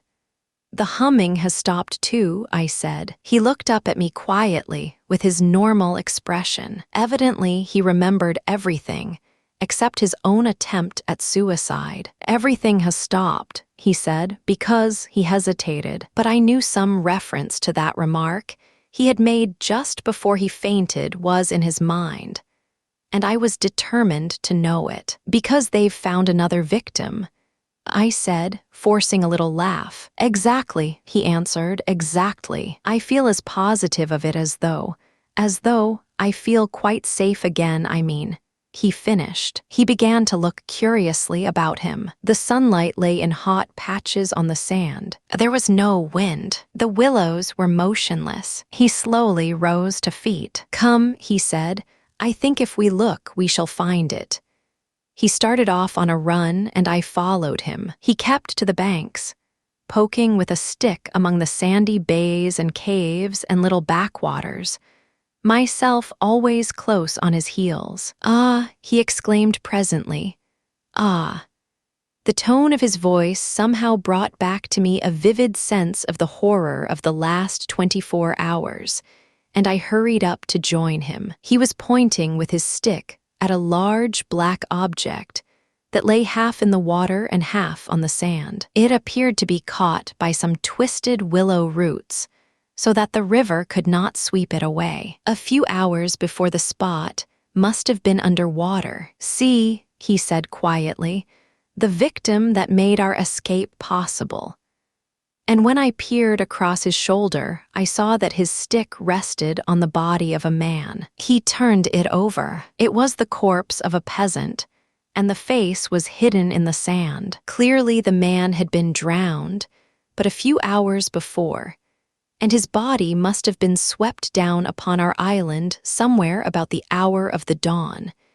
At the very time the fit had passed. We must give it a decent burial, you know.